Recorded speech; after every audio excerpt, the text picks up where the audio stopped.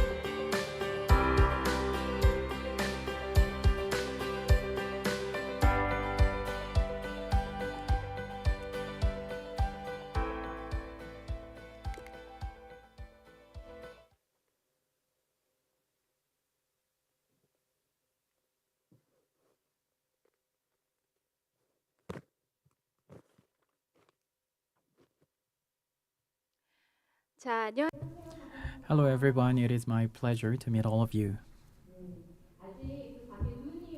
Still, it is snowy outside, so I believe some of you will join later.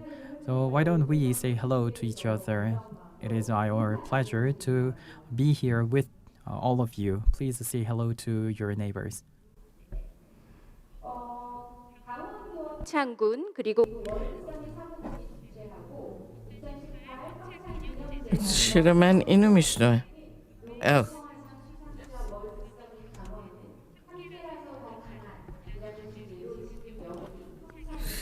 No.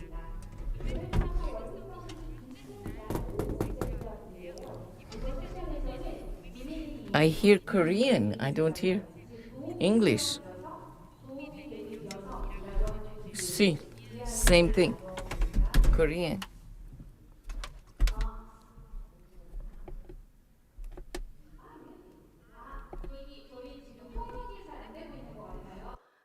통역을 하기 위해서는 통역이 되고 있나요? 자, 통역을 위해서는 영어는 2번 채널. 예. English channel is number 2. English channel is number 2. It worked now. Okay. 네, 지금 이제 I think it is working. So should I begin from the beginning? Is it working now?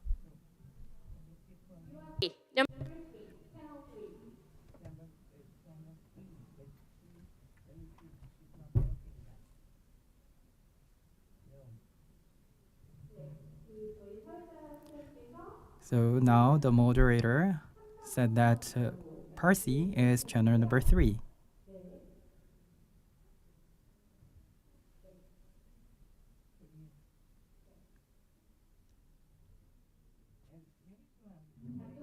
Is it working now? Thank you very much. This is a real-time interpretation. So let us begin from the beginning. Gangwon Province, Pyeongchang County, and World Summit Secretariat is jointly hosting this event. And 2018, Pyeongchang Legacy Foundation and Gangwon Ilbo is sponsoring this event. So we are hosting the 18th World Summit of Nobel Peace Laureates, and The theme is Together, Stronger Together. And this is day 2 afternoon session. So afternoon session is always difficult because we are very tired. But I believe you will be very excited because we have prominent speakers and you will be moved by the story of these speakers. So I believe you can focus on this session. So the theme in this session is Women in Need and Need for Women. And I will serve as a moderator for this session. My name is Cho Young-mi from Korean Women's Movement for Peace. It is my great pleasure to meet all of you. For peace, many people made effort, and thanks to their dedication and effort, now we gathered here today. And in this journey of peace, the role of women is all the more important. All around the world, women have been dedicating their lives for human rights and democracy, and for their family, local community, nation, and the world. They have shown a new leadership. Moreover, they are working as a strong leader, and they are also emerged as a strong supporter. In particular, in politics, economy, and society, women can exert their leadership, and they are moving towards step by step to just and peaceful world. And today we gathered here with all these leaders. Social unity and community is destructing, and bipolarization and inequality is accelerating. In this time, many people are creating a new history or her story. So they will tell us how they broke the stereotype and fight against inequality and made the local region and country and world a better place. So the significance of this session is very important, and I'm very honored to be with you in this thematic session. Today we invited distinguished speakers, and what we would like to talk is for the sustainable peace, what we need to do and how we can make difference with women's leadership. And in the future, regardless of the ethnicity, race, age, gender, disability, religion, generation, and economy, how we can overcome all these difficult differences. So let me introduce all panelists, and please welcome them with a big round of applause. And as you are all aware of, we have Lima Bowie.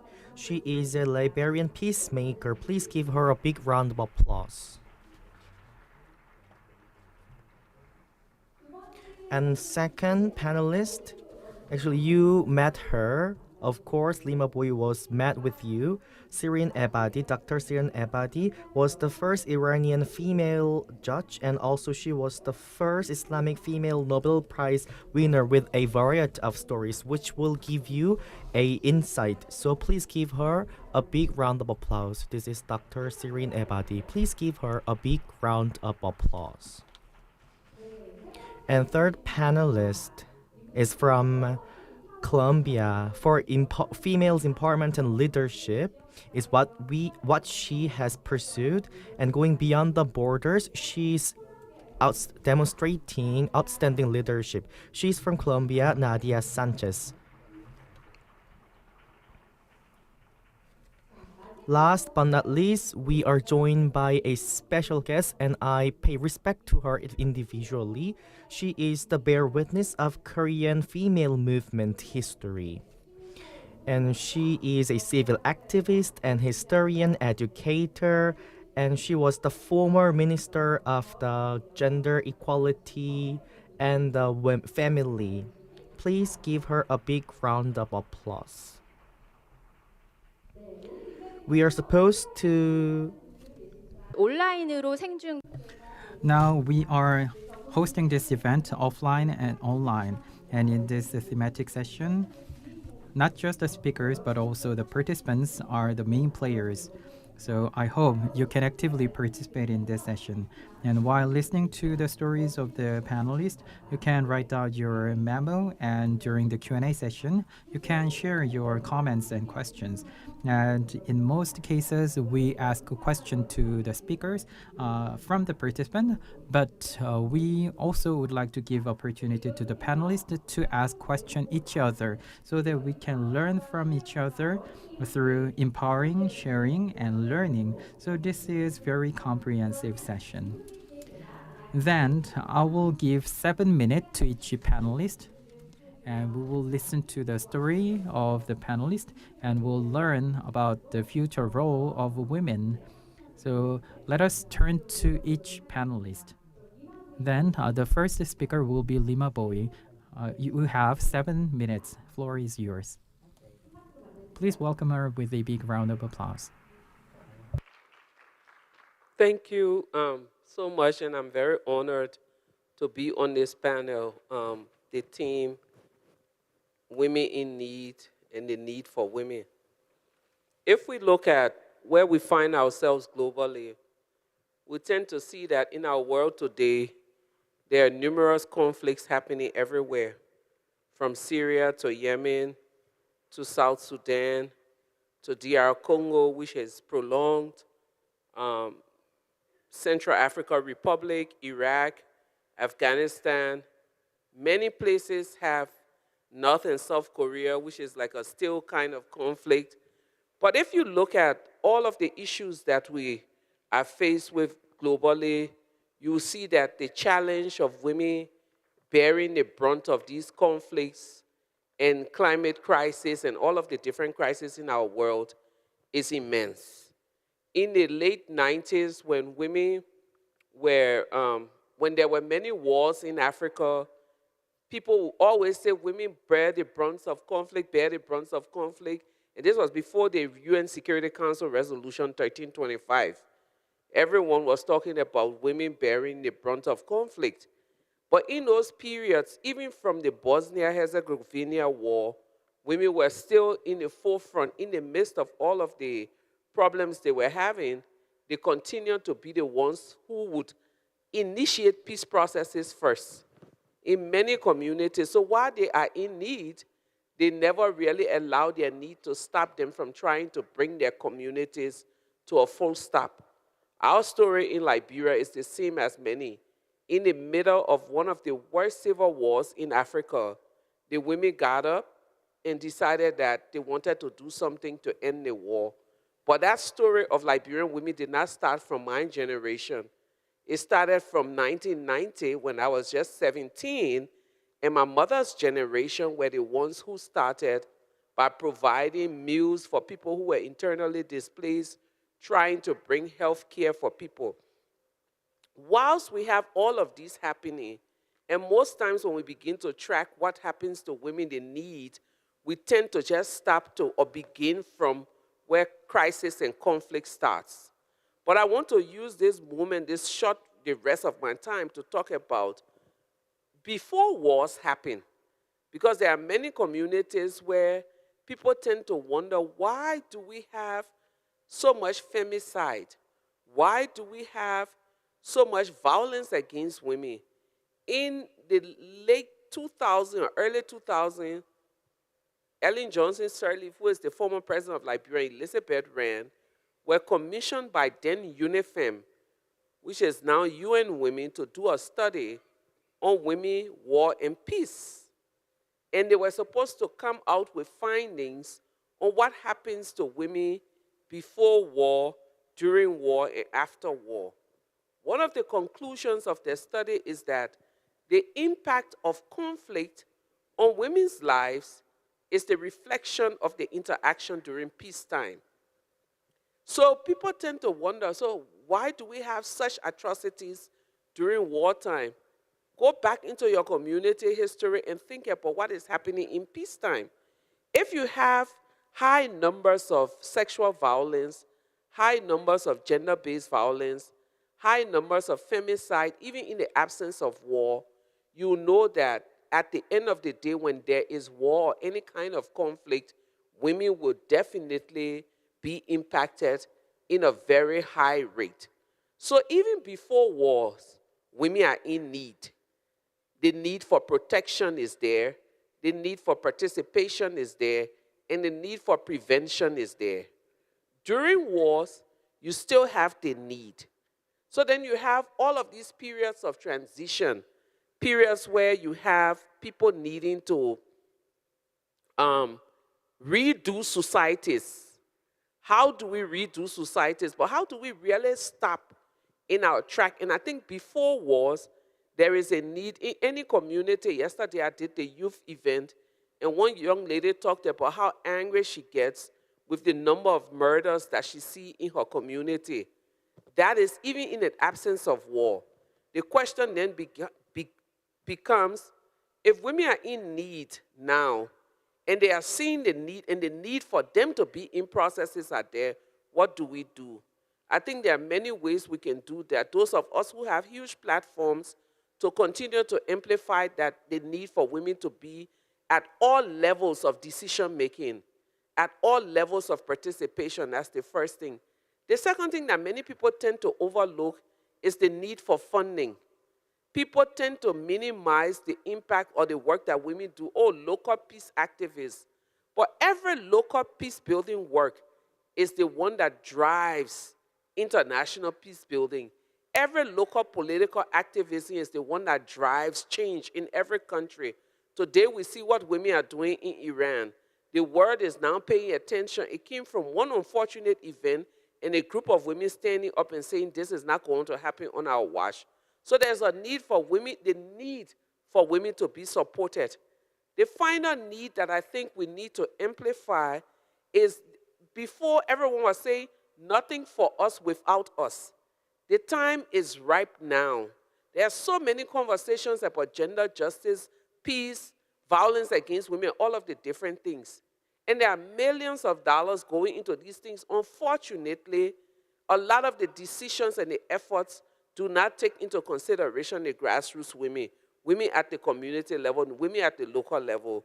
It's time for us to step back and say, let's do this differently.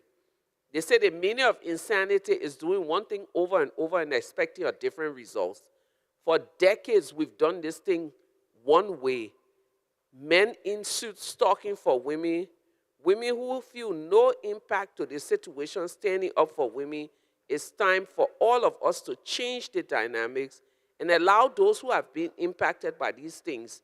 They have need, but the need for them to be involved cannot be understated. Thank you.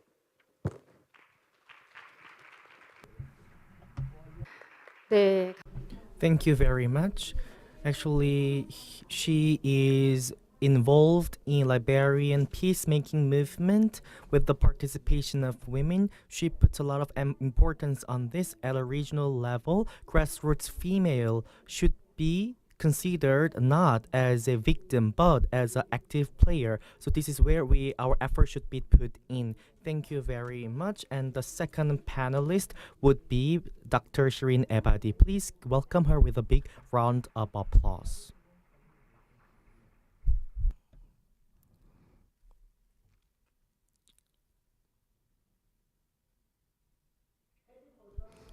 I'm very glad to be present in this panel and talk about the most important thing in our societies, which is the rights of women. When you look at all of the countries in the world, you will see that in all of the countries, women are discriminated against. But the degree is different. In some countries, there is more discrimination against women. In some other countries, there's less discrimination against women. However, there is still no country in the world where you can see equal rights, even in your country. When you look at the laws, maybe you can see that you have good laws,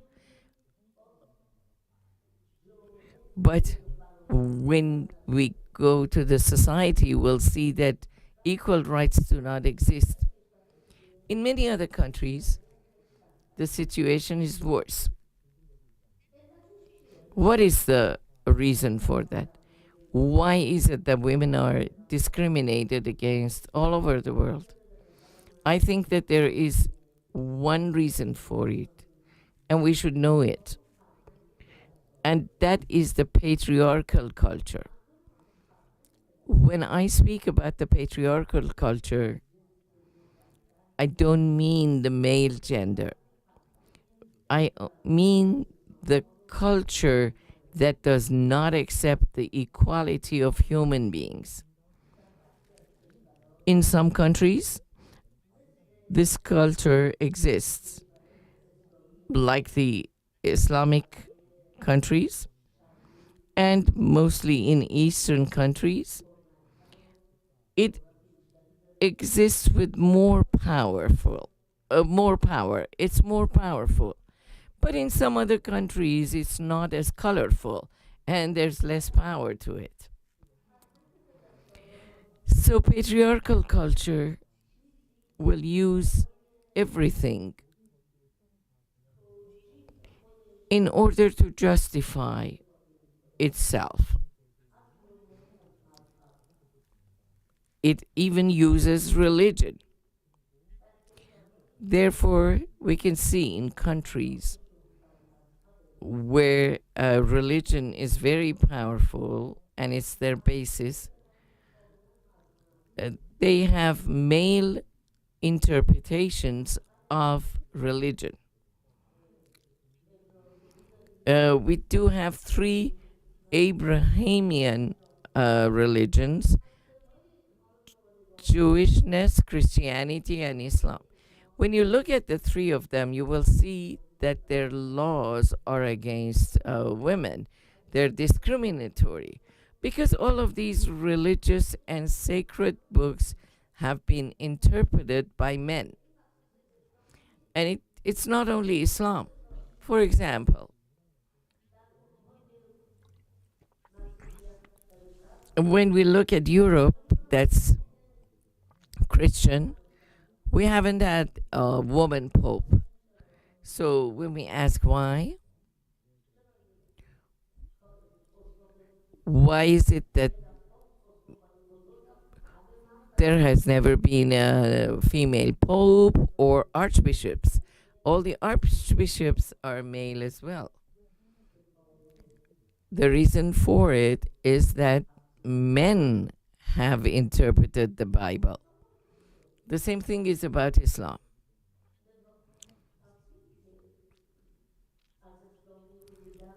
The interpretation that they give out from Islam is that women are victims who have to obey their husband.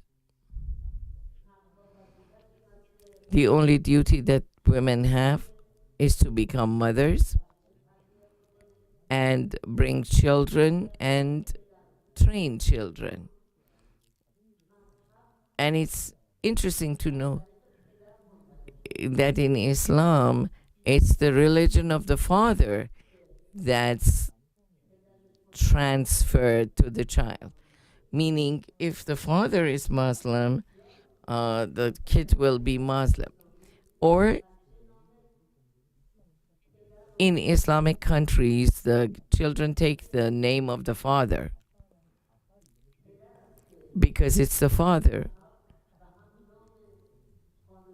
who transfers both his religion and his name to children. Now just imagine that in 1979, there was an Islamic revolution in Iran. And so it's predictable that during the first weeks of the revolution, discriminatory laws against women were passed. And it continues until now. The first issue was that all women who leave home or work in public places have to have hijabs. We were always Muslims, but we were secular. The hijab was not mandatory, but right after the revolution, it became mandatory. Women were against it, but unfortunately, men did not protect us. So then laws were changed, and men can now marry 4 wives pursuant to the laws, and they can divorce their wives whenever they want. Women didn't like that, and they protested, but the men were the ones who interpreted Islam. So every time we had protests in different times and regarding different subjects, but nothing happened. But then we decided that oppression is contagious. It's like a virus. If I am oppressed and others are silent, you will see that others will be oppressed as well. So after a while, men understood that this government was not only bad for women, it was contagious, and men's rights were also limited. Therefore, men decided to join us, and we became more powerful. When we became more powerful is when men found out that they should support us.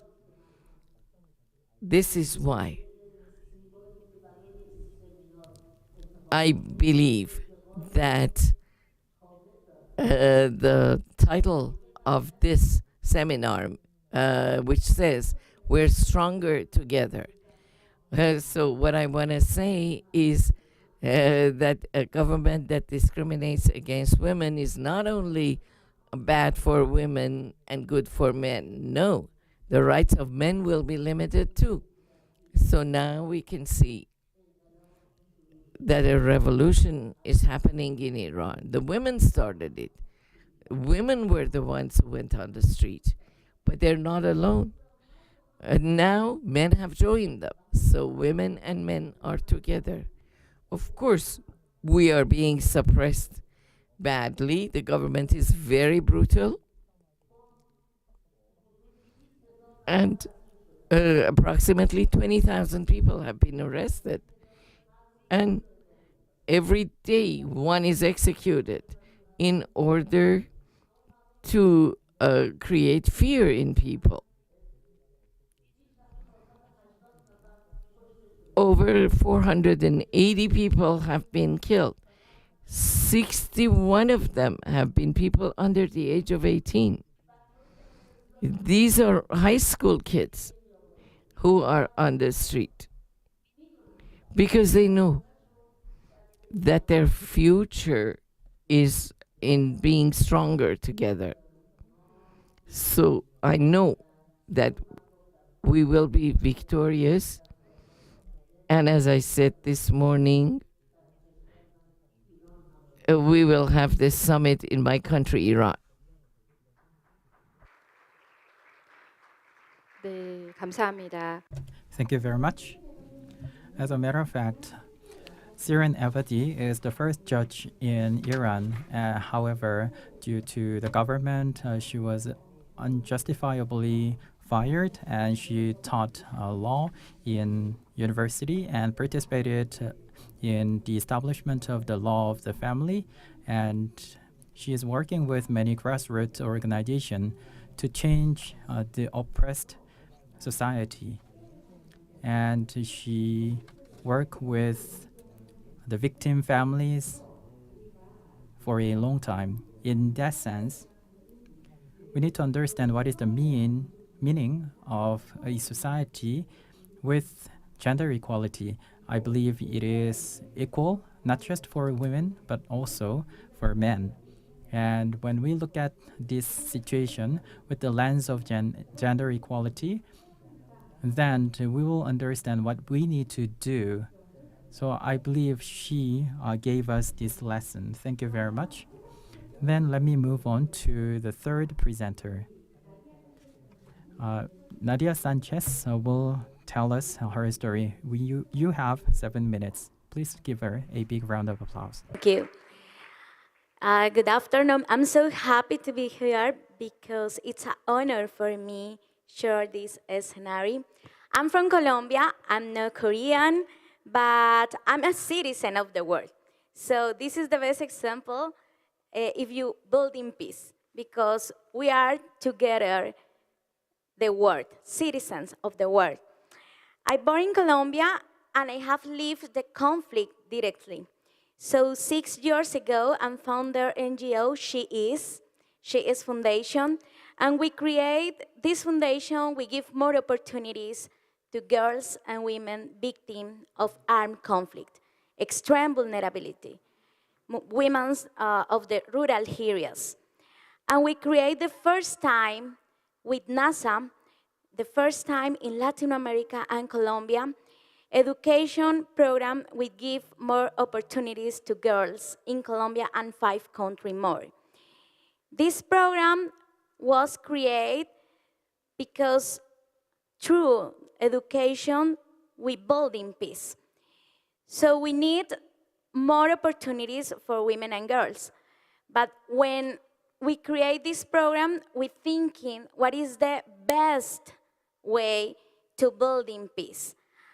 And if we're talking about building peace, we need to talking about gender equity. We need talking about education for girls. If we need to talking about the building peace, we need to talking about how give more empowerment our girls. Because in Colombia, girls and women are victims of the war. And in my country, 4 years ago, signed the peace agreement. And it's the first time only 6 women in this peace processes. So now we try to sign another peace process with another group in Colombia. So 60 years in armed conflict learn me what do you doing about the building peace? And the first option is give more opportunities, girls and women, yes, but we need to amplify the voices, the all-level decisions. How do you say? We need to amplify these voices for the women don't have a voice. The last year, many women in my country protest and create and another groups try to amplify these voices. So as a woman, I would like to say, the voice of those who don't have a voice is the real peace in the world. We have more opportunities. For example, today, we have opportunity to talking with you. We have opportunity to travel to Korea. But many women and girls around the world don't have any opportunity. In my country and Latin America, it's no different in Asia or Africa, because many girls don't have internet. Many girls don't have a computer or access to education. So with She's Foundation, I believe, and we believe, that the real fighter with the building peace is believe in another girls. And after, when you empower girl, you empower community. If you empower girls, you empower the country. But if you give more opportunities for these girls, you give more opportunities for all country to give more peace around the world. Our role is articulate with all sectors. I think that women needed in building peace is because we need to integrate all sectors. No more working separate. Because we need, for example, in this panel, I know it's a public sector, NGO, academy. So we need to integrate all sectors and create leading and acting, because it's so beautiful we're talking about how building peace. It's amazing talking about how building peace. But the most necessary is how is acting now. How do you say here? Stronger together. So how we working together? So the most important is create the programs, access to education. The last year I was talking with Rigoberta Menchú. She's a Nobel Peace too, and she told me is the first step to create and building peace in the world is give education for our girls. Education, and after, believe that this education transform our life. Today, our girls and women in Colombia with She Is Foundation can say we are not only girls and women, we are change makers. We are building peace. I'm a woman and so honored here. I think so is a young woman, but the most important, my voice, is not only Colombian voice, it's not only young people voice. It's a voice to create and acting more programs through education. With NASA, with everything, because we need to integrate all sectors. Amplify the voices, because when I told no more women, many women around the world don't have a voices. Amplify, acting, and believe we can build in peace. Thank you. 네, 고맙습니다. Thank you very much. We have a very big round of applause now. So you emphasized the voice of the voiceless and how we can put this on the front of our society. And while listening to your story, I believe peace is common.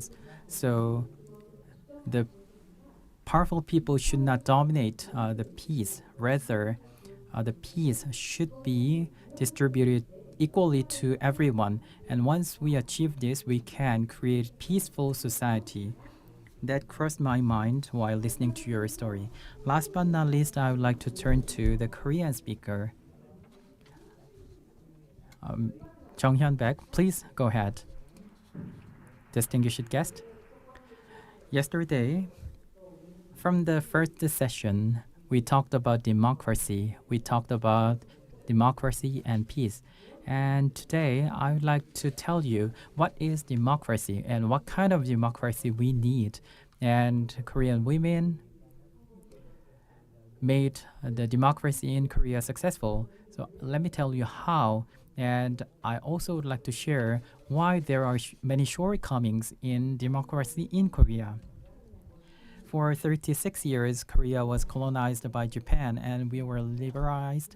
And then we were divided into the two countries and we lived under the military dictatorship. And under that society, there were lots of domestic violence and sexual violence. So there were so many violences against women. And in 1987, democratization was successful and feminism became active. And democratic government created lots of laws and regulation to protect women. And Nobel Laureate President Kim Dae-jung created the Ministry of Women and Family, Gender Equality and Family. And now 97% of high school graduates are advancing to university, but still many women in Korea are not happy. Let me tell you why.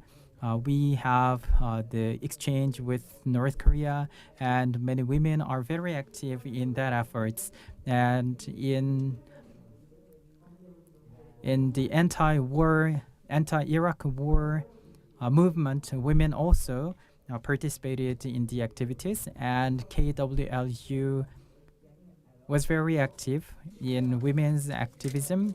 And in recent days, Women Cross DMZ and Korea Peace Network is at the core of the women activism. And I believe unification is very difficult for us because of the powerful countries neighboring us. And unification depends on those countries.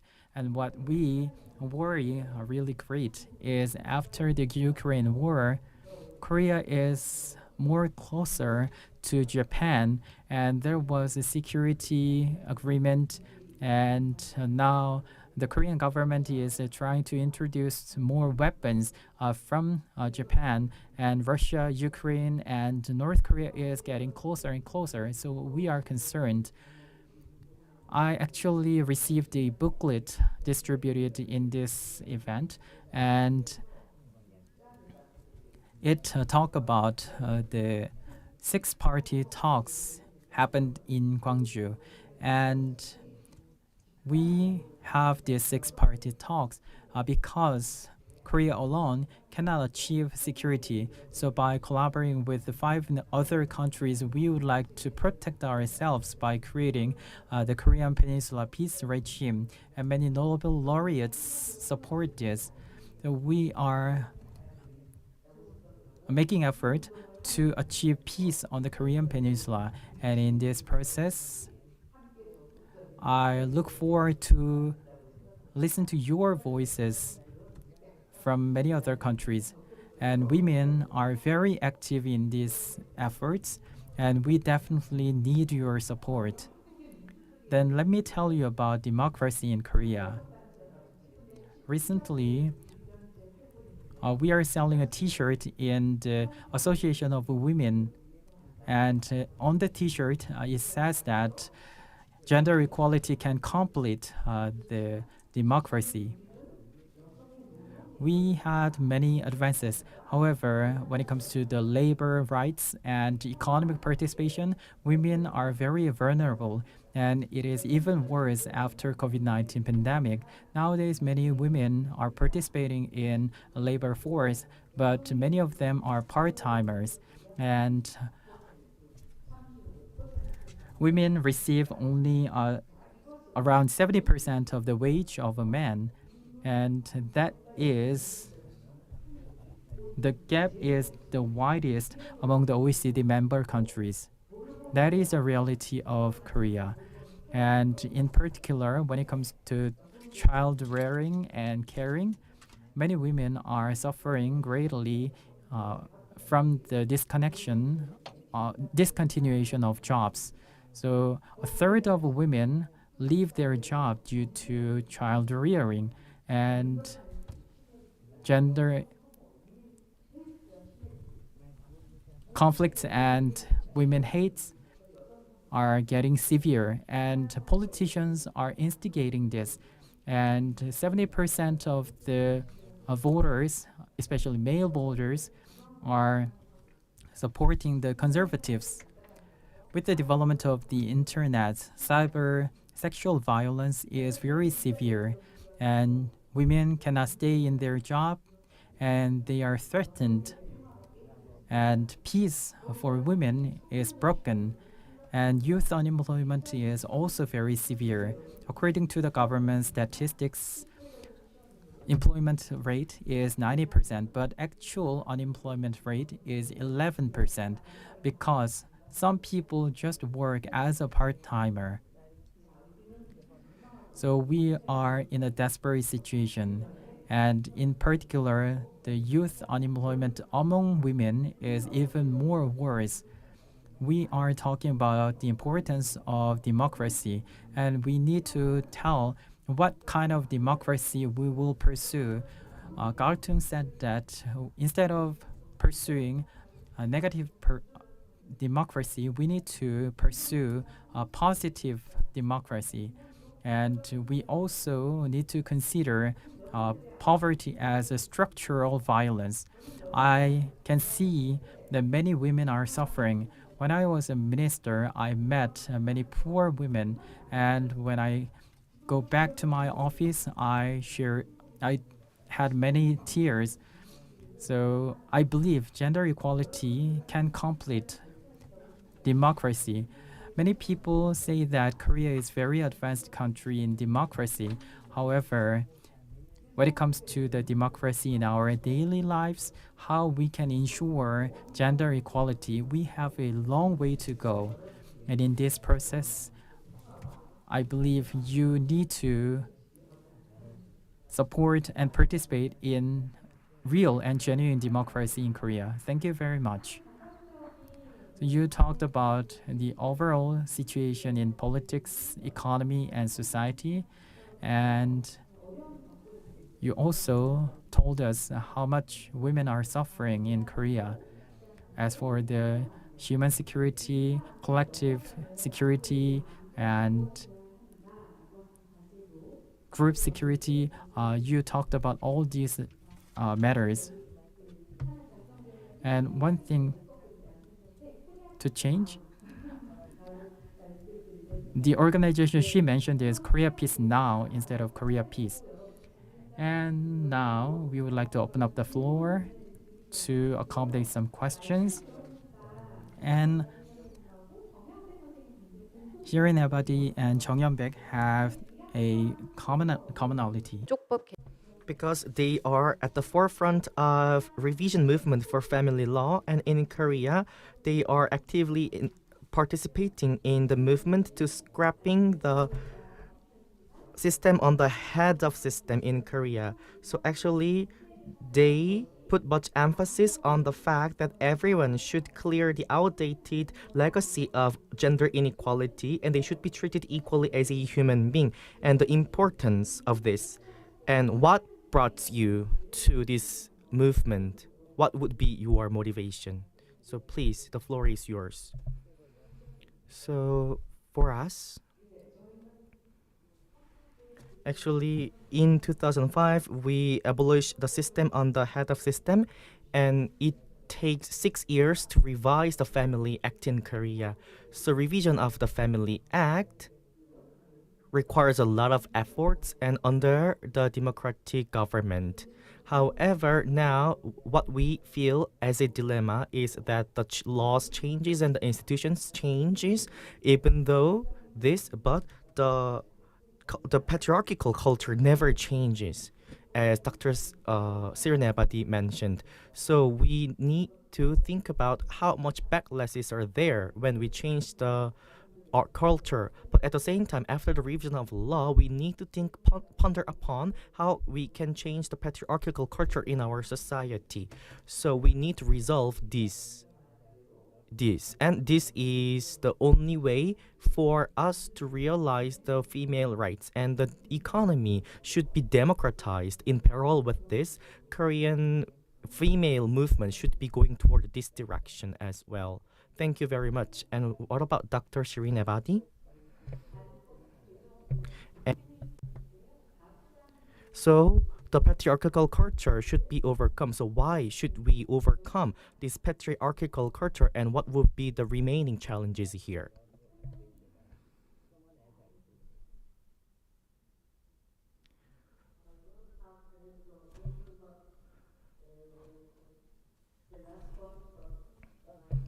Respond to your question. कानून Okay.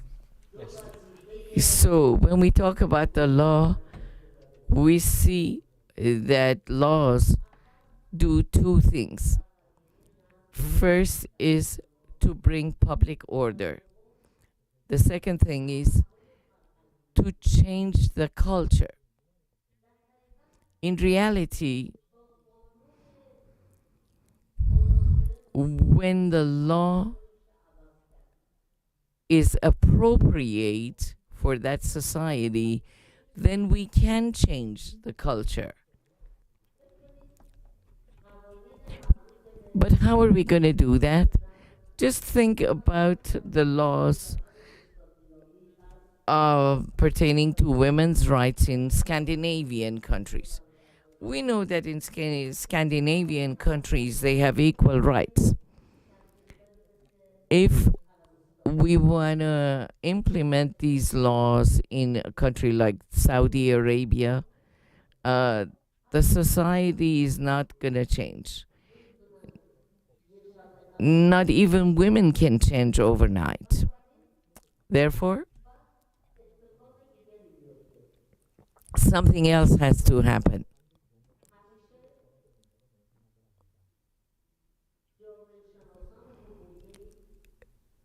All these sociologies have to take in mind the median of the culture of the society. And the laws have to be a step higher than the culture of the society.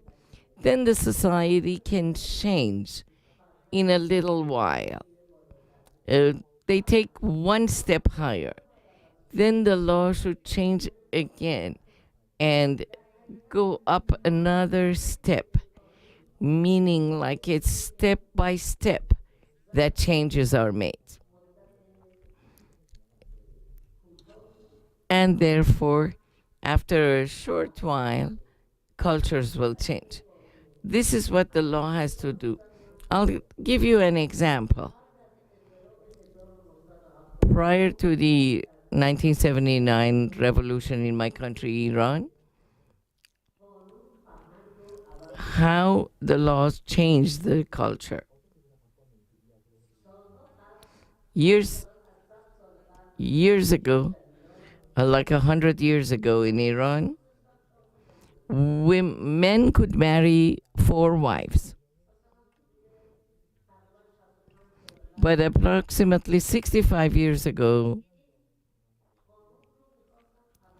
they wanted to change this law.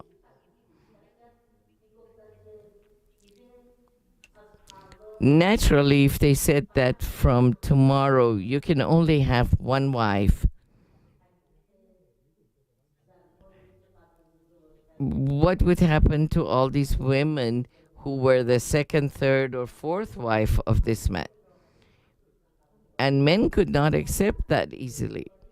So what they did was they did it step by step.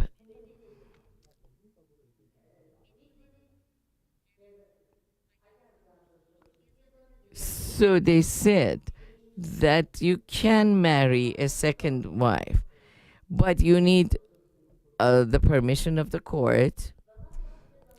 Also, when you go to court, you have to prove to court why is it that you want to marry a 2nd wife. For example, can't your wife conceive? Can't you have children with your wife? And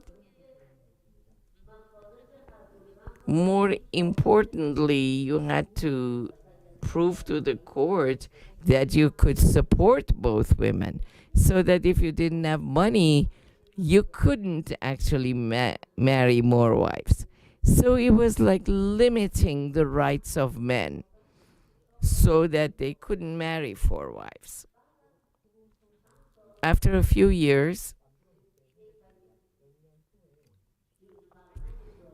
when the culture of the society changed a little bit, the law changed, and they said that if the courts approves the 2nd marriage of the man, then the wife had the right to divorce.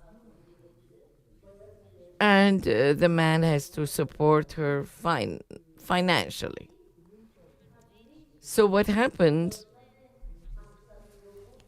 it made it very difficult for men to marry a 2nd wife. And it was actually not very well accepted if a man married a 2nd wife.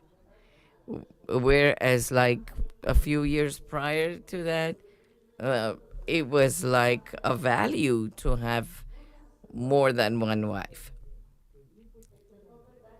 Unfortunately, what the bad thing that happened was that when the revolution, Islamic revolution happened, one of the laws that were changed right away was the fact that men could marry 4 wives. I remember at that time, I wrote an article which made a lot of noise. So what I said was, is the revolution for just marrying 4 wives? But we were talking about democracy. Instead of democracy, we're only marrying 4 wives. So one of the tensions that exist in Iran now is that the culture of the society is at a higher level than our laws, meaning that our laws are at a lower level. So, like my colleague who has been a minister of women in Korea, I want to say that laws have to change the culture of a society. 네. Thank you very much. And actually, I have one thing to give you. Actually, your answer should be limited to 2 to 3 minutes. 2 to 3 minutes. And also, I would like to invite 2 more panelists, and I will hand over my microphone to the floor. And Liberia and Colombia have shared commonalities in women's participation in process model. They serve as a good model, and Lima Boy once mentioned that in 2000, and the participation of women in peace process making and protection of women was well reflected in UNCSCR Resolution 1325. It marks 22nd anniversary, and the youth should be engaged in the peace-building process. And the UNSCR Resolution 2250 was ratified and took in effect, and the participation of the youth and the female should be ensured. And this is unanimously passed in the UN's General Assembly. Despite this fact, the militarized security and the military issues are male dominant, and this kind of stereotypes still existing here. So in peace building process, successful participation of women should be supported by the fact that what kind of important points should be allocated in the process, not in the result. So this is my question. Okay, the most important process, so when the women participate, the first is these women has the leadership role model, because many times the women participate but don't have the all decisions or the level decisions.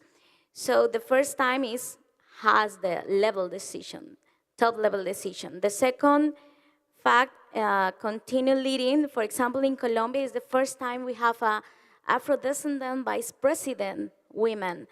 So each more times we leading more women participate is not only in the peace processes, participate in political process. So because in political process has decision. So we need to more women in politician. So we need more women in the peace processes, but we need more women take a decision. Take a decision in director decision has a decision. So, and another fact is mobilizing all stakeholders.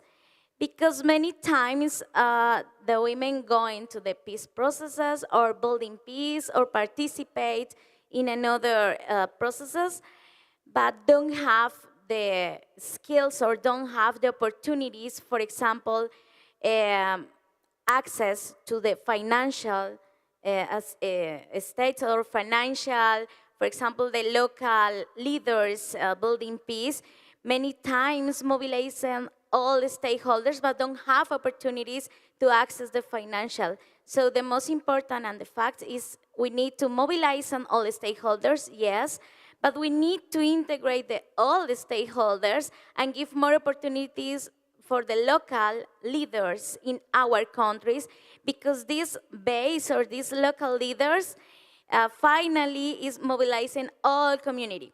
And another thing, you say that change culture, society, is more important that these women participate in these peace processes, mobilizing change culture in our society.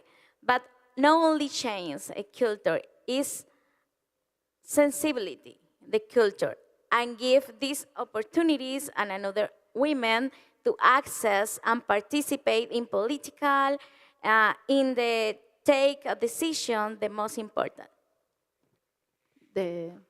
네, 박수 Please give a big round of applause. We will now turn to Lima Boy, and Ms. Chung will also make the last comment. I think she said it all in terms of the need for women to be involved in the various processes. But I just want to come back to the citing Resolution 1325.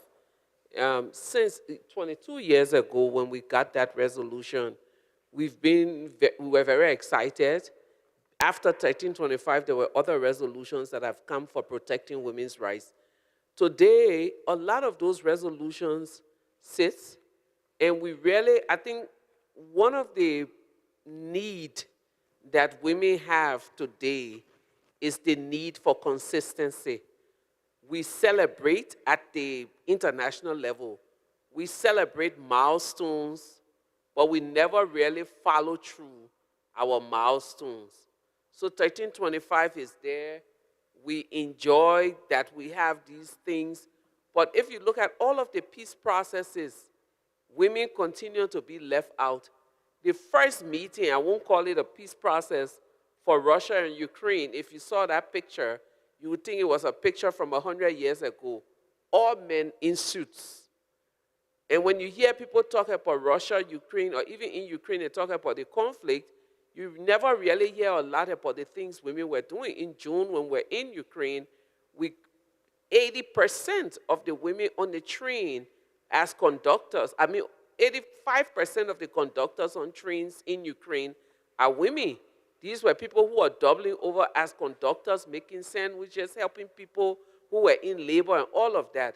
So the need to include women, again, cannot be overstated, but the need for women at the international level to continue sustain advocacy so that all of these international instruments we have can continue to be applicable or relevant to what we do today is calling for us to do it now.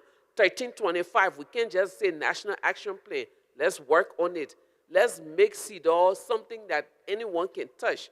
We just finished 16 days of activism. Let's look for tangible things to show at the international level that we're doing. I think that's my... 네, 고맙습니다.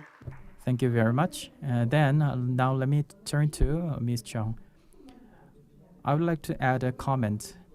Changing laws and regulations, of course, can change culture. However, there are limitations. So in order to make a change in culture, I believe democracy education, not just for women, but also for men, is important.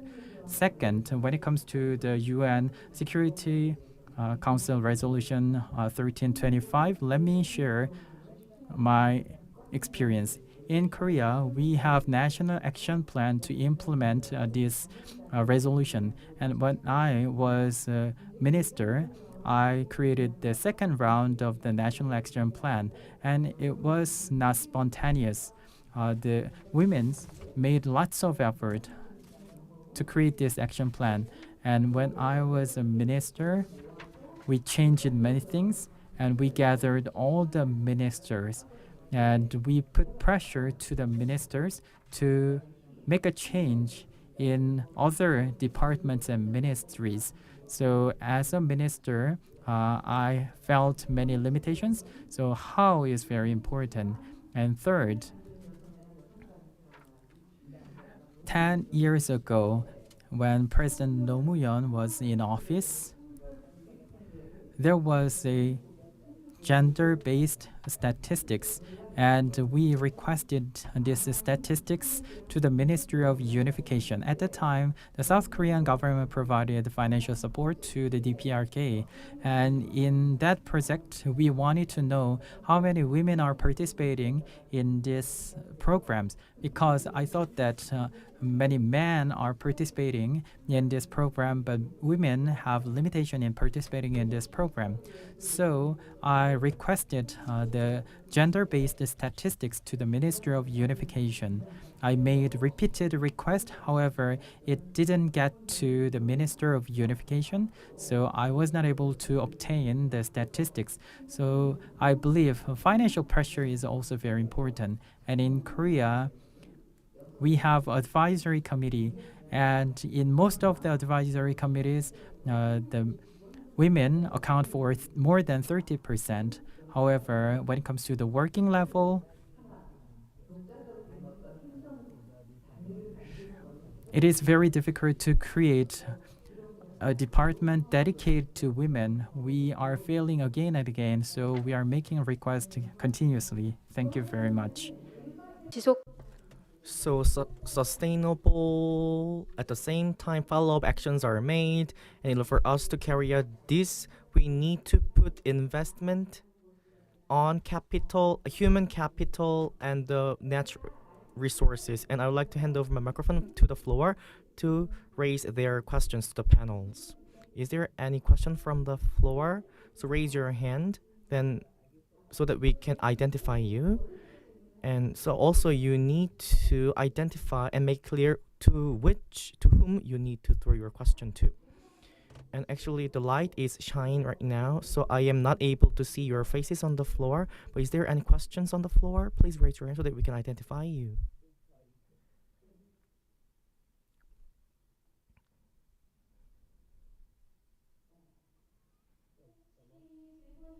It seems no question from the floor. Then it's my role to ask another question to the panels.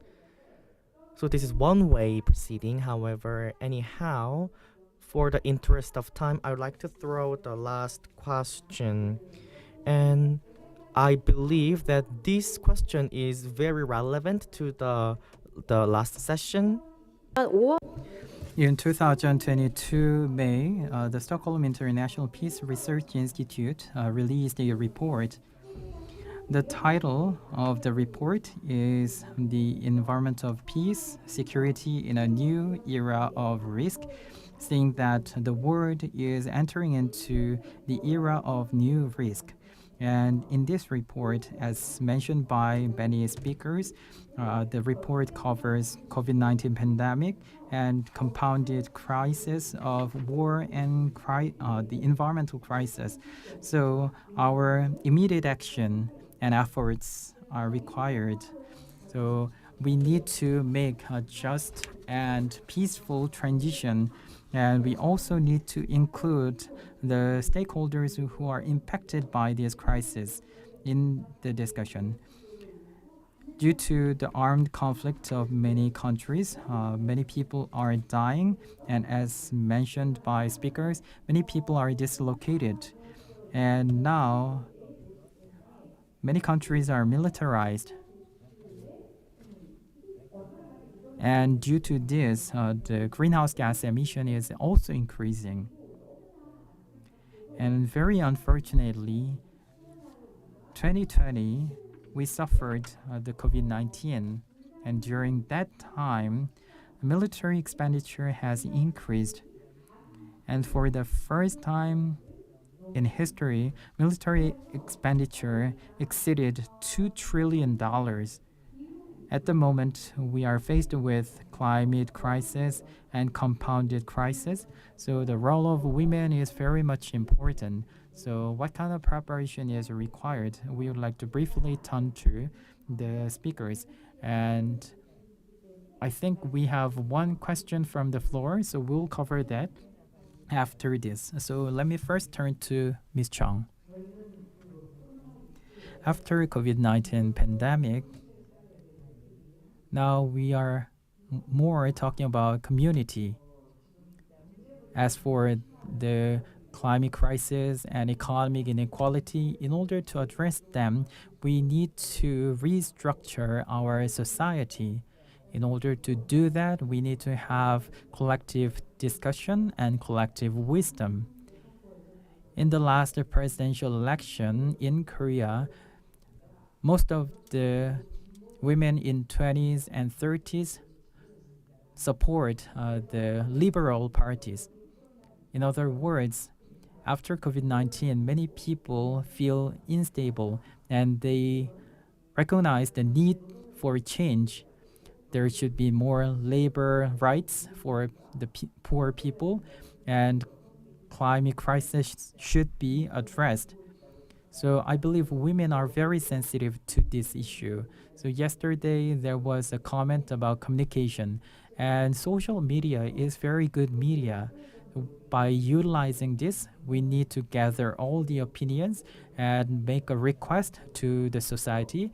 And if needed, we need to gather together so that we can raise our voices for the alternate society.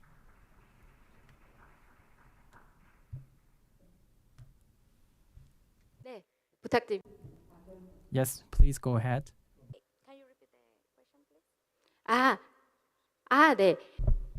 So, climate crisis and the gender inequality and economic inequalities are accelerated these days. Our society has gone through multiplied crises. So, climate change has implications on the role of women, and the militarization is closely related to these issues. So, what kind of new role of women should be played? What kind of role should women play in this multiplied risks era? I think so. The new role, for example, for the women when leading the crisis climate, is more women mobilizing and more women create the programs to defend the climate or change climate. So the role for these women is not only mobilizing, is create, leading, and acting international voices. It's not only in her countries. So the new role model is these women mobilizing and going to elevate these voices and try to integrate the governments, the private sector, because the private sector has an important role in this crisis. So more women mobilizing, more women create, more women amplify these voices with private sector, public sector, NGOs is the principal role. But these women need amplify more voices, don't have a voices. So now, for example, in the world, I think so 3 weeks ago, the COP in Egypt, so say it's like more women fighting in the crisis, climate crisis, is one planet, more safety. So we need more women fighting why the change and climate crisis. 네, 고맙습니다. Thank you for your insightful remarks. And Dr. Sirin Ebadi, could you give us your opinion?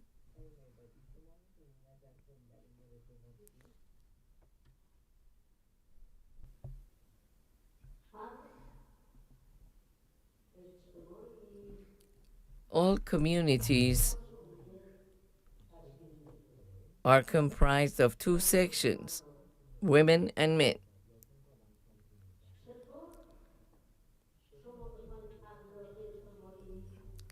How can we change the culture with half of the people in a society? What I'm saying is that men who have had better education, who are occupying better positions,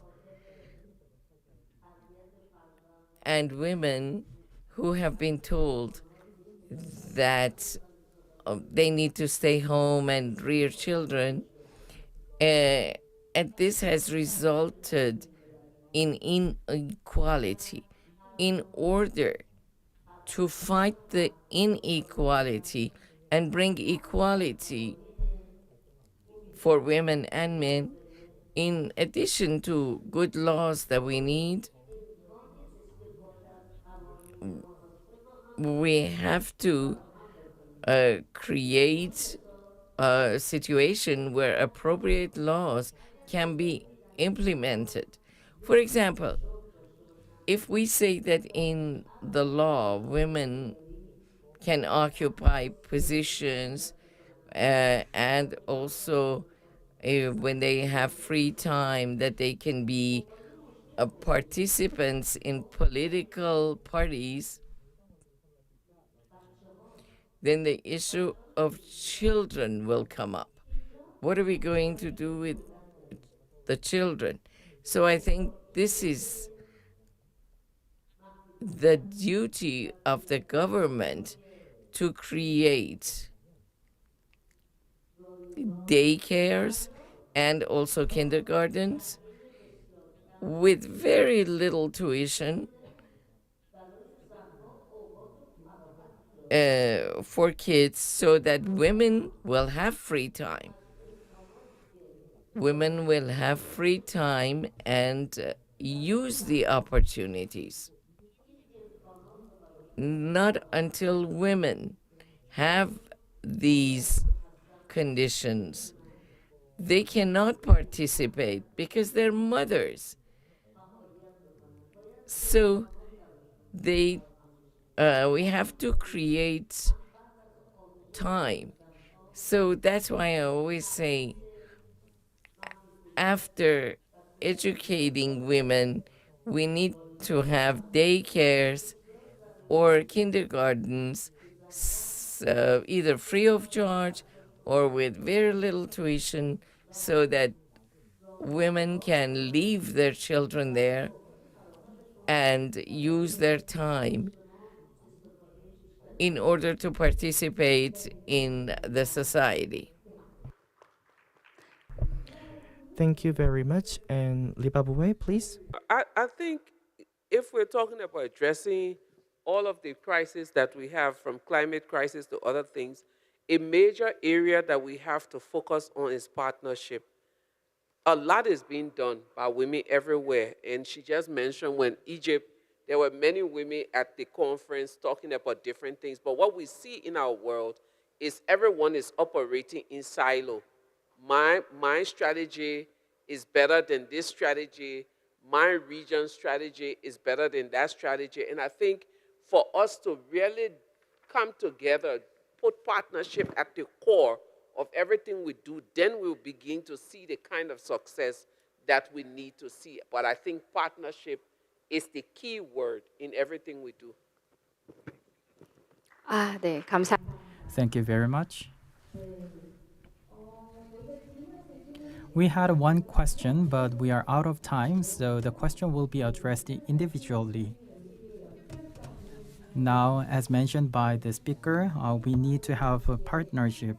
In 2010, in Pyongyang, Lima Bowie came to Korea and with Gloria Steinem.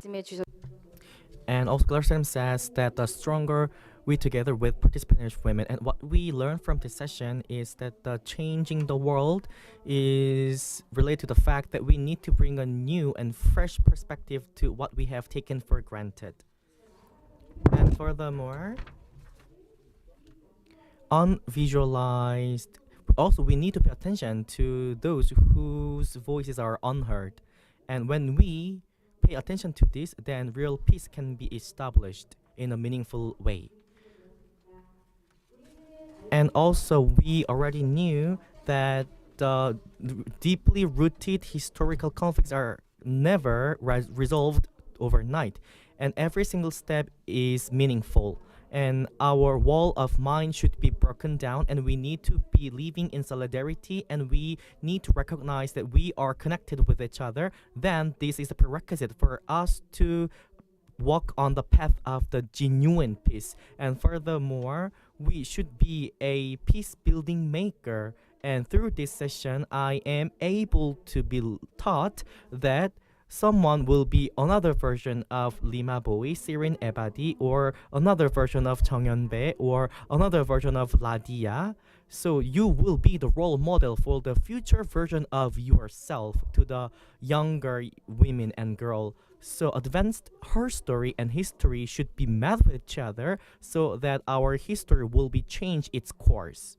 So this is what I learned from this session. And last but not least, and for those who work day and night behind the scene should receive my appreciation. So technical support and other support should be attributable to your efforts. And Jasmine and Pierre, special thanks goes to you all. And also our simultaneous interpreters who are responsible for our communication, who sit in the isolated booth and try their best for communicating what you are saying. Those interpreters should deserve my recognition as well. And actually, I would like to introduce to you the scarf that I brought with me. And this scarf, as you all aware of, is colorful with different colors. And I think this should be opposite side. And this scarf has different colors with different patch, but the colors never fade and they go well in harmony, and also their colors are well represented. So participation of women in the peace building process means leaving no women behind. And also we need to shine the light on the lives of women, leaving no one behind. This will be the genuine path to build peace. And with the 4 participants and panelists, would like to take a group photo with holding this patch, and would like to conclude this session. Thank you very much for your participation, and thank you for sharing with us your ideas. Thank you very much. Would like to have a group photo with holding this patchwork together.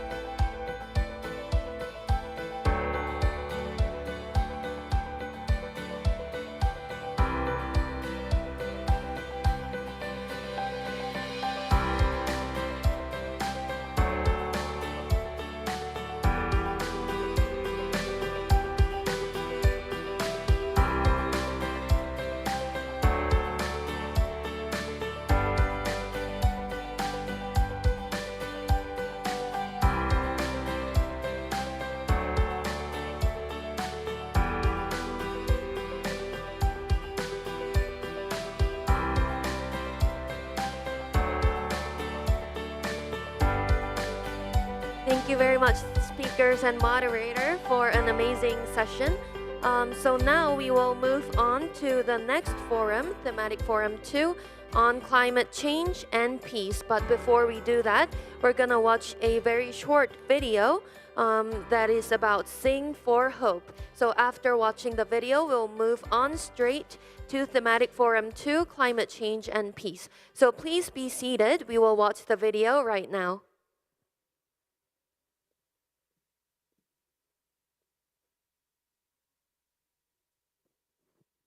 Hi, I'm Camille Zamora. And I'm Monica Yunus, and together we are the co-founders of Sing for Hope. Sing for Hope's mission is simple: to create a better world through the arts. And today that's more important than ever. We are so proud to be the official cultural partners of the World Summit of Nobel Peace Laureates. At Sing for Hope, we believe that to create a better world, you must first envision it. And there is no tool more powerful for honing the imagination than the arts.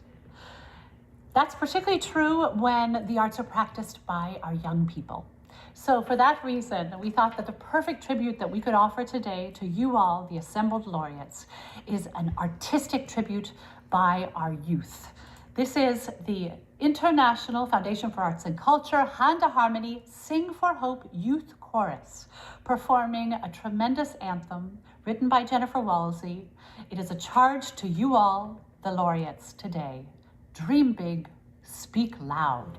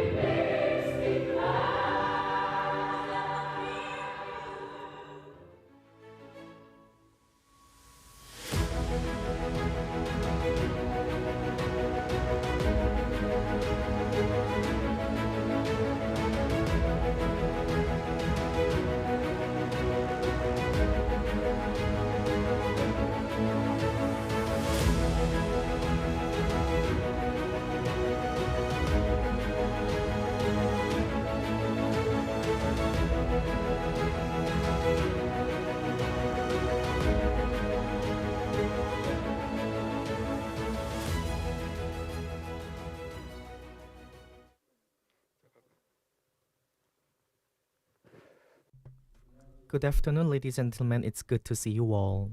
And from now on, I'd like to begin the thematic session 2 under the theme of climate and Korean Peninsula's peace. And I believe simultaneous interpretation is provided, so please select the preferred language, Korean and English. And I am moderator Lee Sung-hoon, Regional Coordinator of APSD, Asia Civil Society Partnership for Sustainable Development. As you can see in this program, we have 3 panelists. And the previous panel session discussed the climate risks serving as a new risks for security, and it is not confined to one country. It is global phenomenon, and global crisis responses are topic of the conferences, and also solutions and are found out. And this session will be an opportunity for us to take stock of climate change in the perspective of peace on the Korean Peninsula. But parallel with this, denuclearization of the North is one issue, and military tensions are the issues. On top of that, this is not an expansion of these issues. So climate change can be related to the existing risks on the Korean Peninsula, and climate change might not be negative solely. This can be serving as a new momentum for peace. So actually, the title has game changer.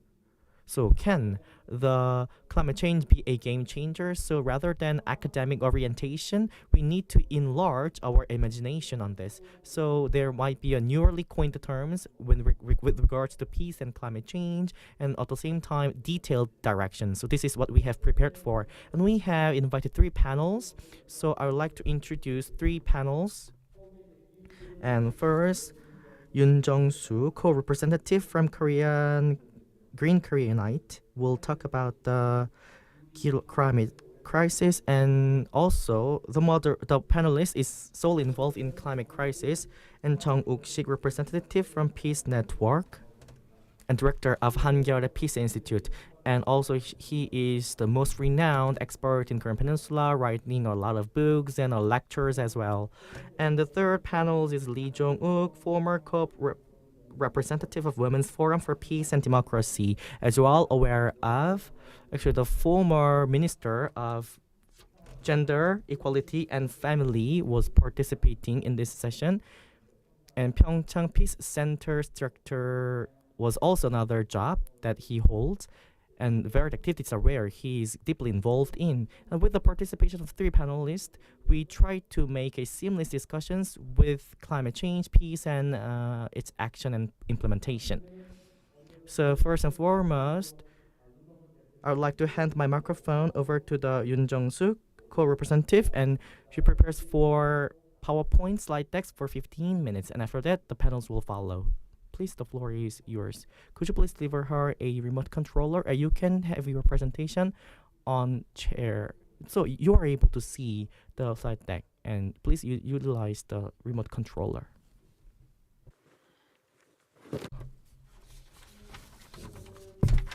Good afternoon, ladies and gentlemen. As introduced, I am Yoon Jong-suk. And today, I would like to talk about the peace and climate crisis, and also militarism and its relationship with climate risks, and what kind of perspectives that Korean Peninsula should have. And this will be the topic. And the subtitle is Green Détente. Green Détente is not a concept that I coined and created. Actually, the Korean government 15 years ago created and started this concept, and also Lee Myung-bak administration talked about this crisis, and officially Park Geun-hye administration officially coined this term. But the President Yoon also put much emphasis on the realization of Green Détente as a national agenda. So President Yoon put much emphasis on the Green Détente and its implementation. And I would like to talk about the Korean Peninsula community of climate shared community. So actually, greenhouse gas emissions are never stopped. And when we take Korean Peninsula as a community of shared destiny, we are able to realize Green Détente and prevent climate crisis. So actually, trans-border cooperation is in dire need. So Korean Peninsula's peace and survival is required for Korean Peninsula's peace, survival, and trust for the next generations, and in response to existing climate crisis, and for the best optimized climate actions and responses.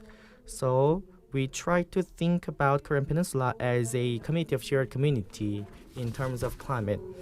And actually, from the very northern part of the Korean Peninsula and to the very southern part of the Korean Peninsula, Baekdu Mountain runs through. And these disasters are not new. So many media outlets said that the potential of extinctions and the death of the pine trees and the gray mountains, and the pine trees and other trees will left to death by being dried out. And on your left side, you can see the Baekdu Mountains. And from the Halla Mountain to Tsira Mountain, pine trees are dying right now. And we're not able to calculate this accurately, but this phenomenon goes to the north. And so this can be addressed by inter-Korean cooperation. As you can see, this forest area in the north is decreasing right now because the forestry or woods are cut down for fuel stocks, and there will be no appropriate forestry plans in the north. And as you can see from this slide, that on your right side hand, there might be differences between the north and the south with regards to the concentration of woods and greenery zones and the forest. So there is a change brought by climate change on forestry. And the normalization of intercurrent relationship and the preparation for the unification with the participation of people. And this is one of the national agenda that the President Moon has put forth. And among 112 national agenda, this is one of the agenda. So the only thing to do is to implement this. And this is the future direction for realization of green detente. And the realization of inter-Korean green detente is what we have said, and sustainability and cooperation based in border areas such as DMZ areas, and analysis on ecosystem and preservation and conservation of this ecosystem. At the same time, the Korean government has increased the awareness on the existing plans on the green detente and its pursuit. So they already have detailed plans. So the only thing we need to do is to cooperation between the private and public sector. The only thing to do is to implement, but there is no detailed plans and mention for the green detente. This is a stark reality. And also in the north and the south, NDC was put forth, as you can see, in the Paris Climate Agreement and Kyoto Protocol. The two Koreas ratified and signed it, and 30% and 40% of NDC are what the two Koreas presented. But in order to realize this goal, inter-Korean relation is in dire need, and also we need to map out the practical ways, and also we need to earmark the budget with the support of policy schemes. And this is a very important task that we have. So there is no time for us to be sitting on our hands. And this year, actually, there is many of discussions for green detente in the Ministry of Unification in Korea with this theme. Private sector have gathered together on a monthly basis, have their seminars, and youth seminar is carried out, and also in the National Assembly, green detente, expert forum, and seminars are carried out. So this really means that from the national agenda of the Republic of Korea, the green detente remains as a open national agenda, and this is time for us to take a stock in this green detente. However, what we have to ponder upon is that we are talking about the green detente, but the annual increase in military expenditure is witnessed. And as you can see from the press conference, the Korea's military expenditure is 1.5 times higher than that North Korea's GDP. So you can see the ranking on here. So Korea is the top 10 economy powerhouse, top 10 greenhouse gas emissions, and per capita carbon emissions is putting Korea number 5 on the world. And we are the number 10 country which spends military expenditure. And also, we have surveyed 36 countries, and in 2020 climate change response index, we remain 16th ranking. When these decisions left unchecked, then going beyond the borders and going beyond the demarcation line, this will bring about an effect on the north. And especially the emissions from the military sector is increasing, and it's enormous and phenomenal. And climate change budget versus and the military budget in 2019, and there is a stark difference between the military expenditure and the climate action response, and the military expenditure is way more higher than that of climate response budget. And we are number 12 in the defense acquisition industry and in the military expenditure. However, so we need to pay attention to this. And also, this is the ranking. Out of 63 countries, Korea ranks 6th in climate response index. And last but not least, and Green the Tongue and the Committee of Climate on the Korean Peninsula, what we need to do to realize this. So let me pay attention to number 2, bullet point 2. So we have to couple Korean Peninsula's peace with climate justice. So peace building is a prerequisite for us to build climate justice, and also climate justice can be only achievable with the evergreen and genuine peace on the Korean Peninsula, and this is perspective and test that we are not able to turn our eye. And also, we need to conserve the Korean Peninsula ecosystem and the damaged areas. So we are not able to accurately measure how much areas are damaged, but inter-Korean relation allow us to map out detailed plans with accurate measurements. And the third, and COP27 was on platform to talk about the support for developing nations and the scope of developing nations is where South Korean government contributes to this fund, especially for the North. And this is the essential element in the Korean detente. And last but not least, with the many participations of experts, there is a common topic. So actually, Green Detente is a national agenda. Then, we need to establish public organization for cooperation to restore ecosystem and to respond to the climate change to realize Green Detente. So actually, we need to broaden our perspective to the Korean Peninsula level, and this is what we have as an open disclosure. And this is wrapping my presentation. Thank you very much. Thank you for your thought-provoking presentation.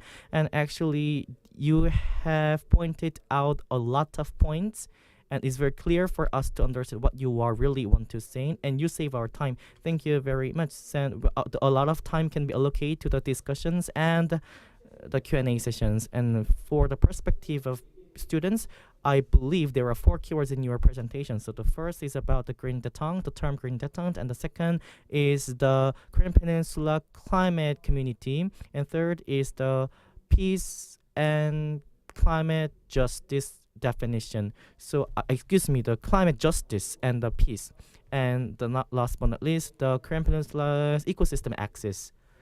So the venue is situated at the middle line of the Baekdu Mountains, and actually the nearest mountain is Ode Mountain here.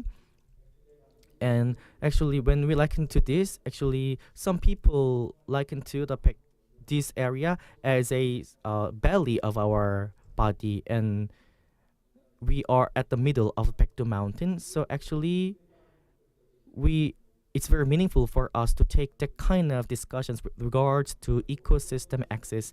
And second presenter will be delivered by the second panelist, and in climate crisis and issues are the topic. You are given 15 minutes. 네, 감사합니다. Thank you very much. This is very prestigious occasion, and thank you very much for the opportunity to make a presentation. Today, what I would like to talk about is military activity and the relation with climate crisis. On the Korean Peninsula, as Ms. Yoon said, the climate crisis is very evident, so Korean Peninsula is very vulnerable against climate crisis, but military activity is very active on the Korean Peninsula at the same time. And I believe these two elements are closely related. So when we make an approach to climate crisis and this crisis on the Korean Peninsula, we can take another approach. In the arms race and new Cold War era, climate crisis can serve as a game changer. We can have that kind of discourse. So with this wishful thinking, I'd like to start my presentation. 그래서 제가 표현을 한 As you can see on the right side, I believe a human being is like a frog in the pot. As you know very well, global warming is making the planet hotter and hotter, and arms race is heated. And these two issues are not separated from each other. This global warming and arms race is creating the vicious cycle. And Stephen Hawking paid attention to these relations early on. 10 years ago, he marked the 70th birthday, and he said that within just 1,000 years, the human being can be disappeared from the earth due to nuclear war or global warming. Some people said that this is exaggeration. However, when we look at the Ukraine war or global peace crisis, we can understand that we are reaching the tipping point, and it is the same for the climate crisis. So I believe now is the time to reconsider the warning of Dr. Stephen Hawking. For a long time, I've been engaged with peace activity, and I've been talking about the reduction of weapons, but it is getting harder and harder because this military is related to national security, and national security is very important nowadays. So many people ask back to me why I need to talk about this, but all humanity is living on the earth. And under the name of the national security, many countries are engaged with arms race and increasing their weapons. Then we can threaten the security of the planet where we are living on. If these two elements are intertwined, we need to think about this arms race once again.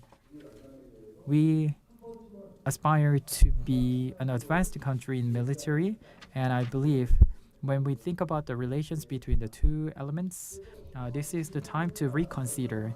So let's take a look at the carbon emissions. In the private sector, there is a pipeline, trains, maritime shipping, aviation. When we combine all these, still military activity emits more carbon, and it is increasing. So this is the current reality. Let me give you one more vivid example. Recently on the Korean Peninsula, we can see US bombers. And for 1 hour, it emits lots of carbon, which is almost equivalent to the 7-year worth of carbon emitted by vehicles. So there are so many strategic assets moving around the Korean Peninsula. So I'm wondering whether we need to welcome these strategic assets and bombers.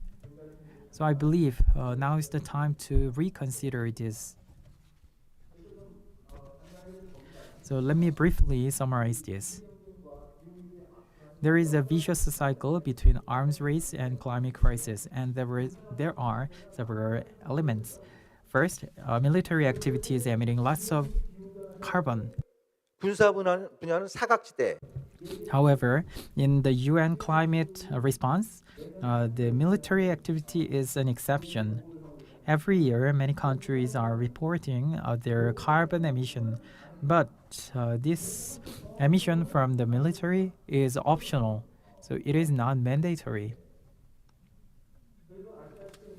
And as you know very well, climate crisis is borderless.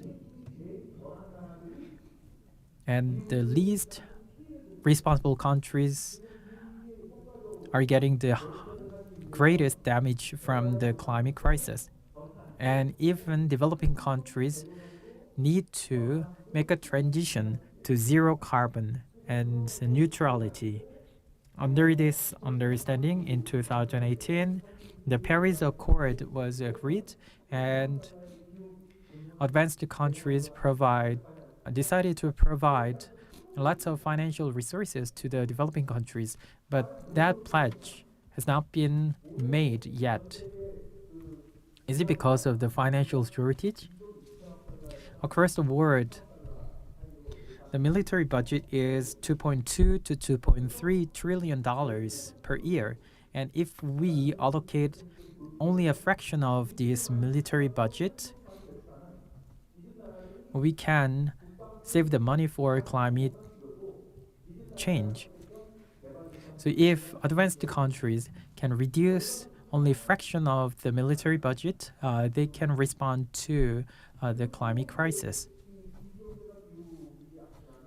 And this vicious cycle is getting severe and it is leading to the conflicts. So climate crisis is one of the main elements and cause of conflicts and division. And due to these conflicts and division, there will be more military activities and it will cause even more climate crisis. And many powerful countries are competing with each other for the hegemony. And due to this situation, international cooperation, which is necessary for the countermeasure against the climate crisis, is lacking.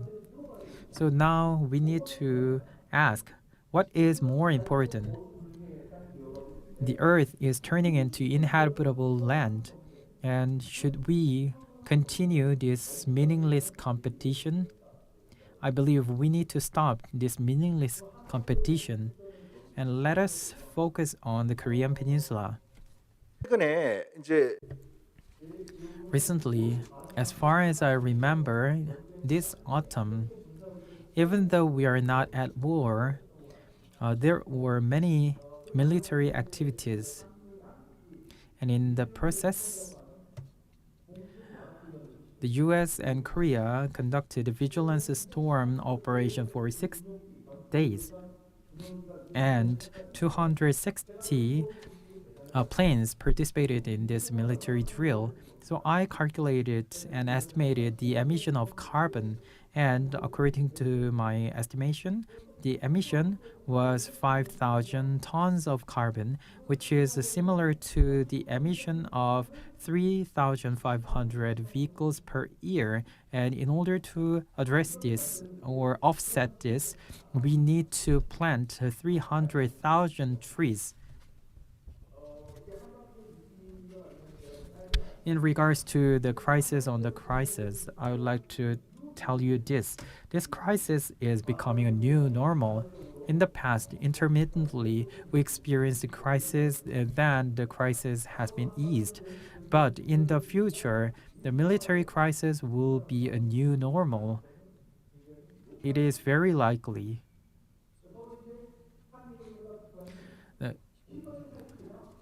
North Korea and the Rockets Alliance both say that power is the solution. So in the future, zero-sum game will be even more severe. So the Korean Peninsula crisis will be new normal. That's my diagnosis.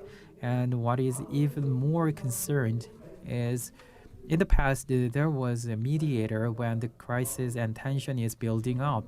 However, nowadays it is very rare to see those mediators.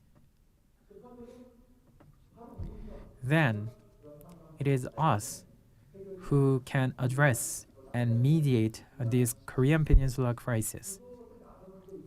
And in order to do that, this arms race and military activity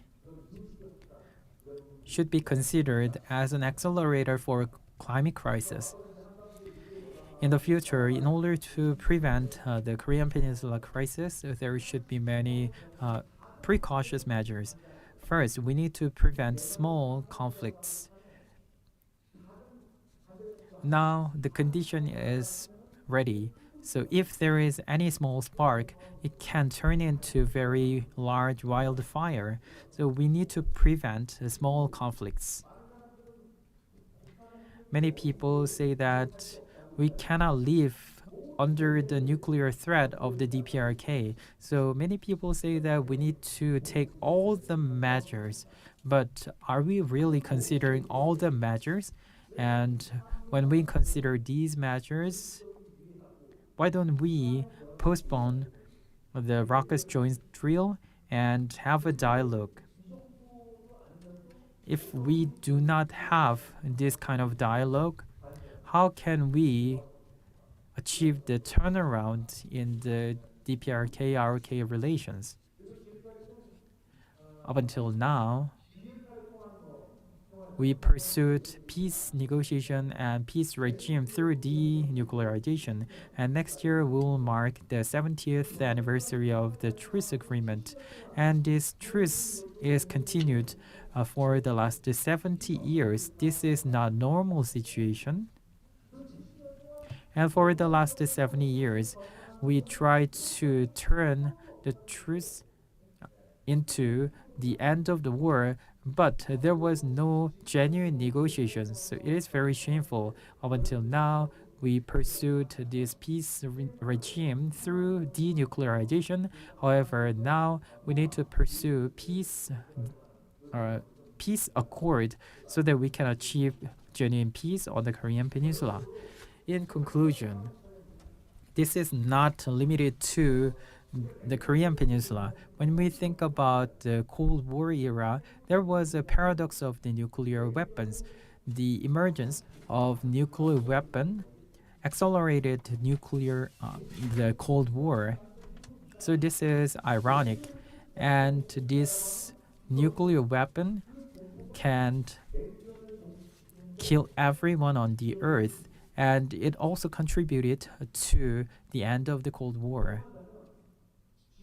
In that sense, now and in the future,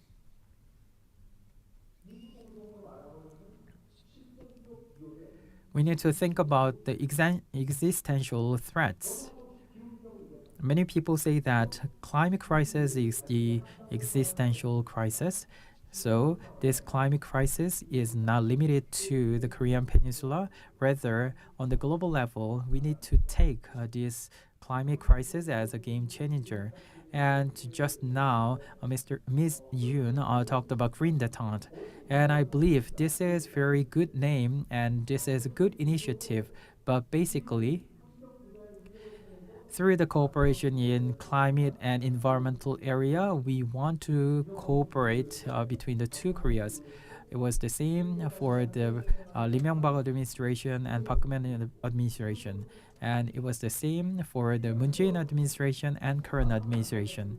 And we have failed, and it is likely that we will fail in the future because on the Korean Peninsula, military issue is very much important. In this sense, we need to understand and look clearly what is the reality, and we also think about alternative options. Through the climate crisis, we need to achieve détente. So, if the feasibility of green détente is very low, then we need to first pursue the reduction of the weapons, and we will refrain from using weapons, and then we can create a virtuous cycle in climate crisis. So this approach is very important in the future. As I mentioned before, now the earth is turning into inhabitable land. So we need to stop the meaningless competition. We need to tell this to many countries around the world, especially the powerful countries. Thank you very much for your attention. Thank you. 그래서 역시 And thank you very much. And these complicated concepts and issues are well addressed and clearly thought to me when we have experts. And from my perspective, I have picked 4 keywords from his presentation. So I first talk about the game changer, and also there is a zero sum, and this is a vicious cycle. So I can turn this vicious cycle into a virtuous cycle. And so the background of the coined term and listening to his presentation taught me that several years ago, and in the movie called Koksong, there is a famous line, what is the important issue here in Korea? So actually we need to directly get down to the business and the core gist. And adversary coexistence, expenditure on military activities, and rather than race for security, actually we are able to pursue coexistence with paradigm shift.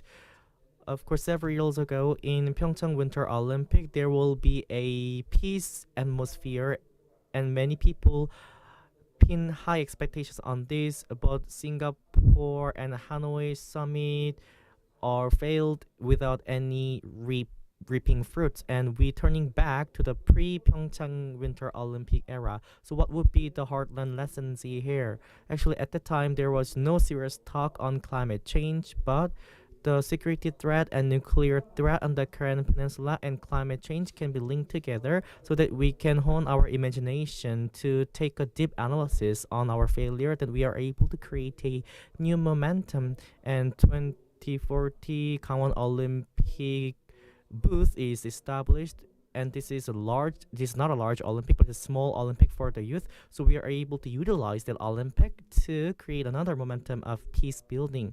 So this is one thing that I want to draw from your presentation. Thank you for your presentation.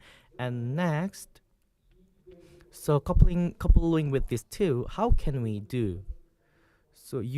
So actually they are not from the government officials. So as a civil member and as a representative from the people and as the youth, and also and we have been joined by many people from home and abroad. So how can we go global, and also how can we address these issues in the perspective of Korea global affairs? And Professor Lee will deliver presentation for 15 minutes.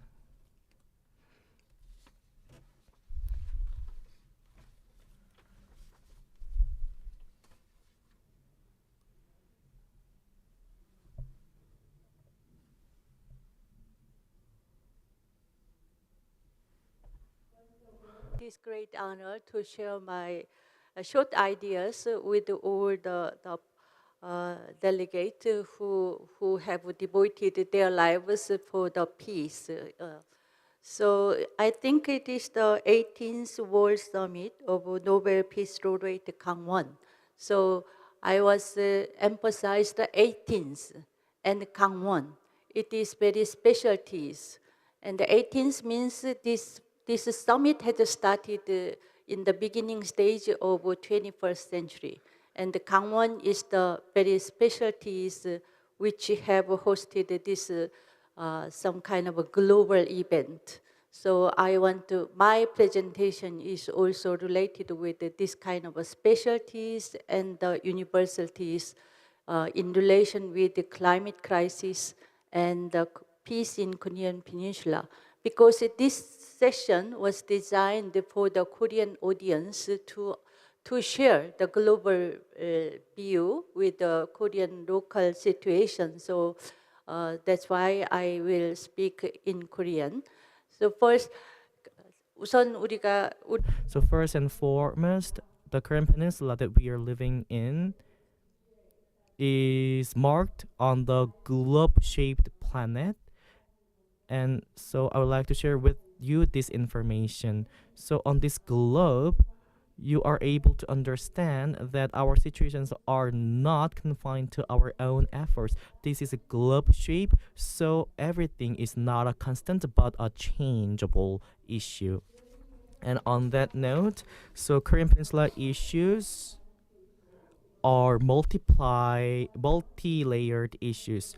So on a global level, on a regional level, or on a Pyeongchang region level, on the Asian level, or on a Northeast Asian level. So these issues are multi-layered issues. And in the Northeast Asia particularly, everyone has held specialty, but in every aspect or several aspect, 300 to 400 long globalization was started from the Western world, and also Northeast Asia is far from this region geographically, and it holds specialty on that ground.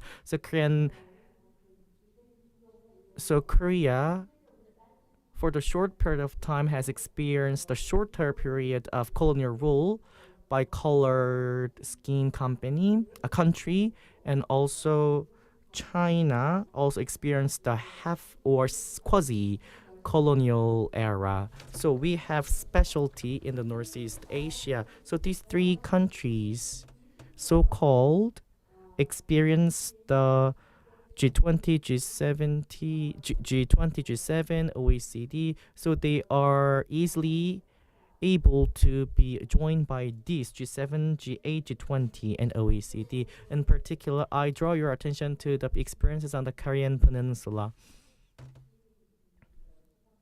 And also, Dr. Shireen Ebadi mentioned that we have experienced a marvelous economic growth, but at the same time, from the colonial rule to the Cold War to the Korean War and to the current situation, so-called two superpowers rivalry, and Korea are wedged between the two, so like a sandwich, and also 70-year-long truce situation are all boil down to the Korea specialty and uniqueness.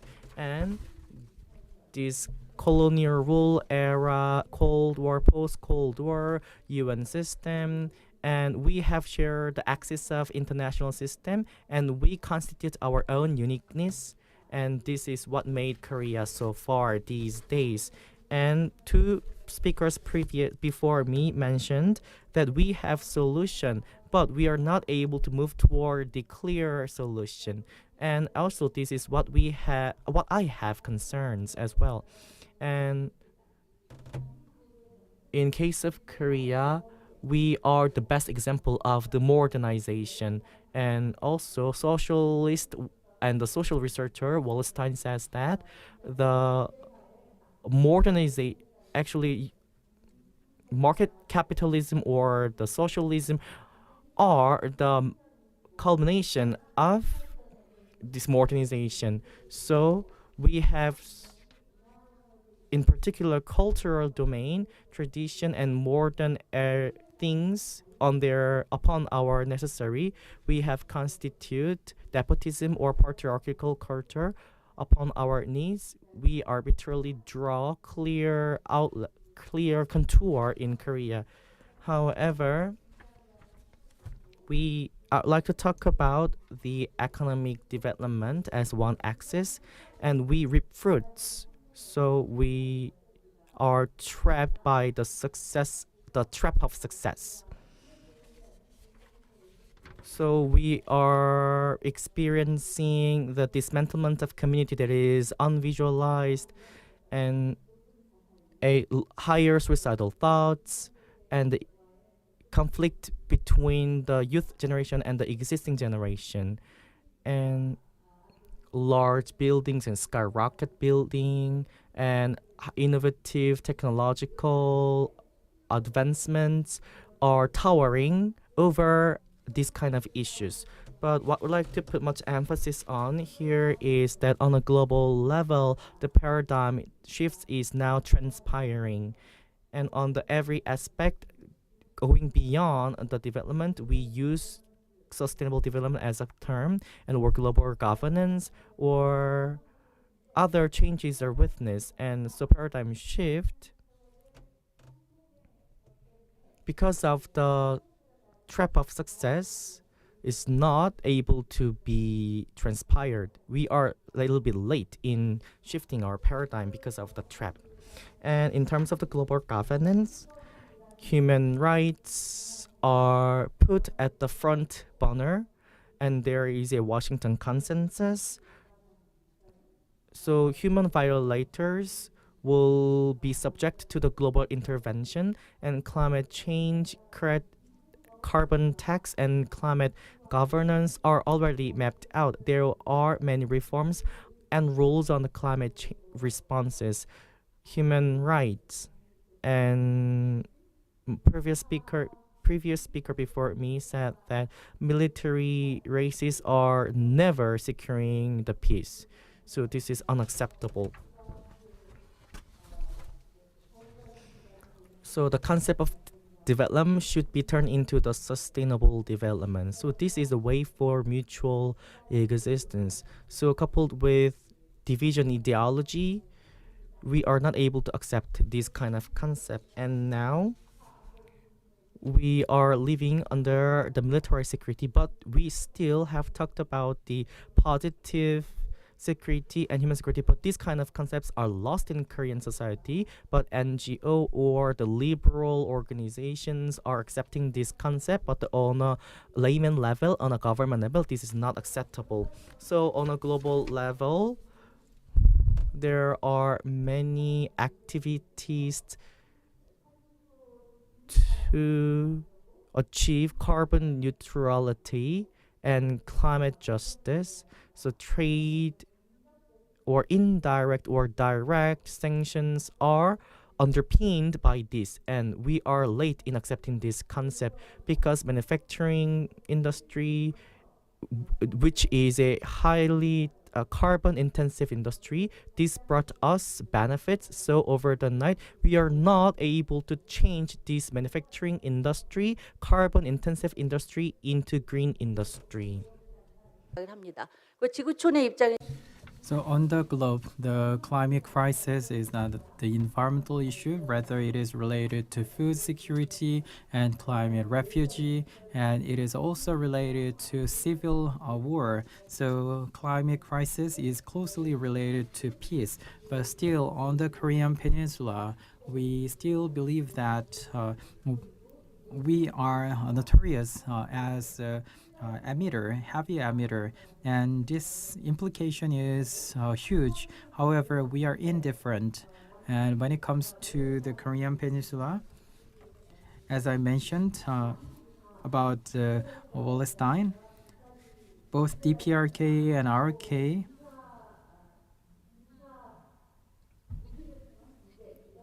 competed with economic development and military activities. So both DPRK and RK cause climate crisis. I'm not an expert in the DPRK, so I will focus on the Republic of Korea.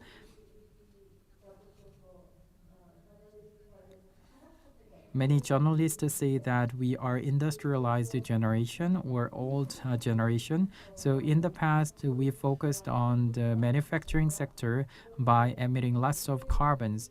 But centering around the UN, now the concept of sustainable development, human security, and climate justice have been adopted. So new paradigm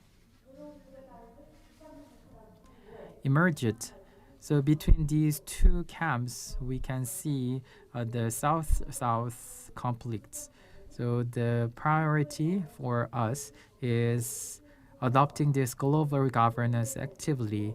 By doing so, we need to address the intra conflict, and we need to avoid this conflict to be escalated. That is our priority. And as President Yoon mentioned, climate crisis is very serious in the DPRK as well, even though there is no actual report, because North Korea is pursuing economic development. In the process, they also experienced deforestation and many other damages. So for the carbon credit, North Korea needs to make more investment for forestation. So for that area, I believe we can have an opportunity to cooperate between the two Koreas. On the Korean Peninsula, when we try to achieve peace, it is not just our people, rather we need to contribute to the global society by having peace on the Korean Peninsula. And we also need to talk about a new framework. We need to contribute actively, and that framework should be actively adopted. That is the way forward in that sense. Even though we are a emerging country, we are accepting actively DAC. So instead of focusing on the development-oriented ODC, we would like to expand the new paradigm in ODA to strengthen the South-to-South cooperation. So here, South-to-South cooperation means the cooperation on the global level on the Southern Hemisphere. And at the government level, we also need to focus on the direction of the education. New order should be actively adopted in the global citizenship education. Human rights is not just for the rich people. Rather, this is a way or new paradigm for coexistence. So human rights, peace, and climate agenda should be accepted enough, and instead of focusing on competition in education or education only for the jobs, rather we need to educate people for coexistence and cooperation. So this change of course in education is very much urgent. That is way forward. And already many attempts is being done by the government and NGOs, and the government also mentioned that global citizenship education will be emphasized in the future. Through this global citizenship education, in Asia and on the global level, we need to expand our global partnership to achieve sustainable development.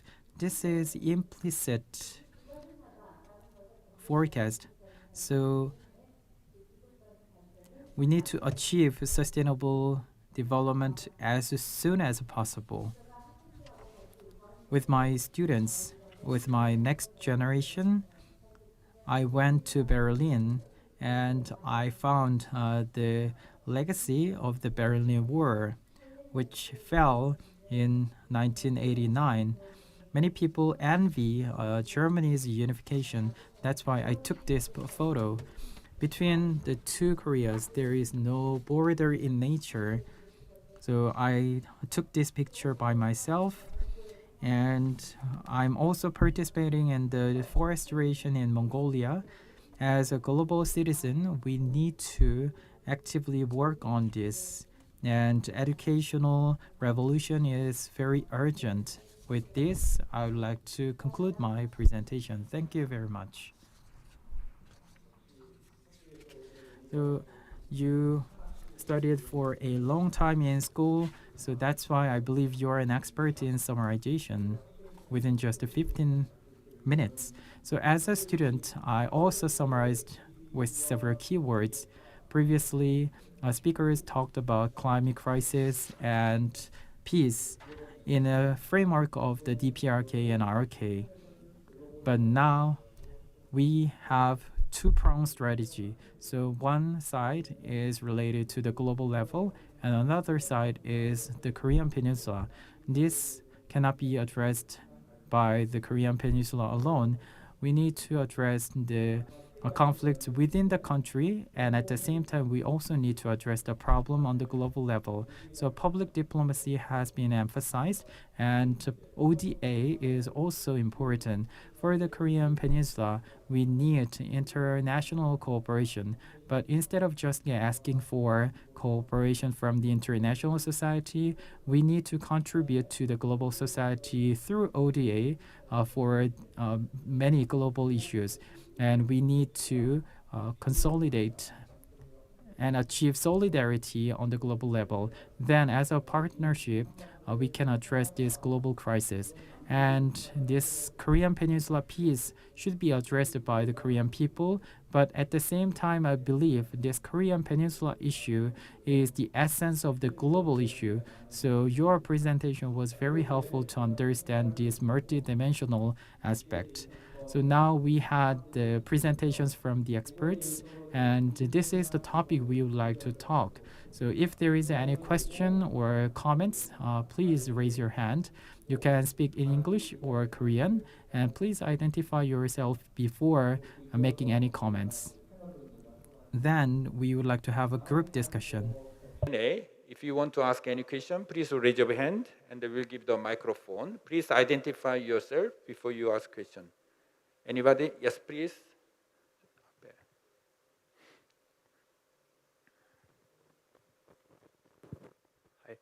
Hi, thank you so much. Leonardo Del Fanti from Italy. I'm a journalist. I would like to ask which is the role that the young people can have in the issue that you just addressed. Thank you so much. Okay, thank you. 자, 질문 하나, 청년의 역할. So the first question is about the role of the young people. 제가 빛 때문에 잘 안 보이는데 혹시 손을 들어 주시고 Please raise your hand if you have any question.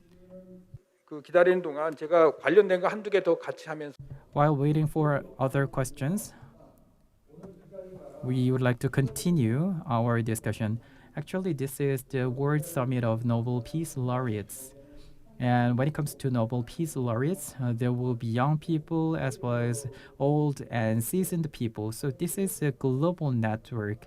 And we just had a discussion about nuclear issue, peace, and climate crisis. When you look at the list of the Nobel laureates, this is not just the peace. There are so many human rights activists and environmentalists as well. So it is very intertwined issue. So we also would like to talk about not just the role of the young people, but also the role of the Nobel Peace Laureates. All of you were young people, and I believe in your mind you are very young still. So if you can become younger, what kind of role can you play? We have 200 young people participating in this workshop, even though they are not here in this room. But if you have any recommendation, please go ahead. So please, Jung-Wook-sik, please go ahead. Since I'm young, I would like to answer first. Well, when it comes to the role of the young people, I think they need to score the older people, including me.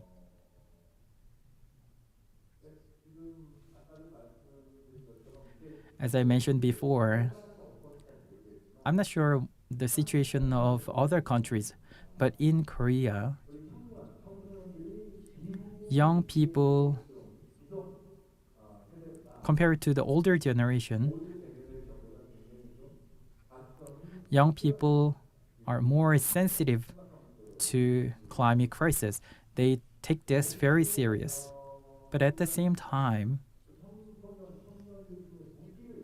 among young people, there are so many people who like weapons. So we call them as military mania.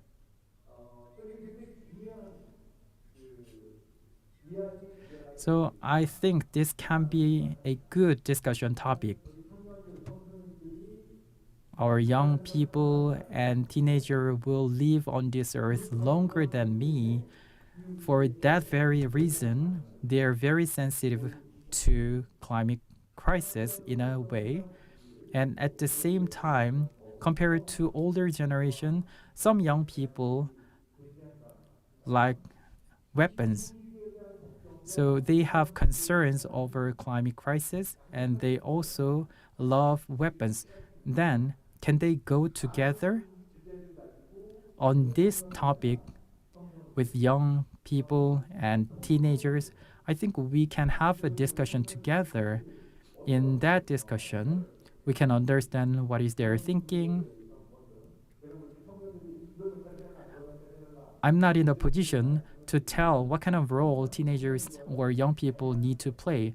Rather, they need to have many discussions, and the relation between climate crisis and weapons can be a good discussion topic, I think. Thank you very much for your answer. And Professor Yun.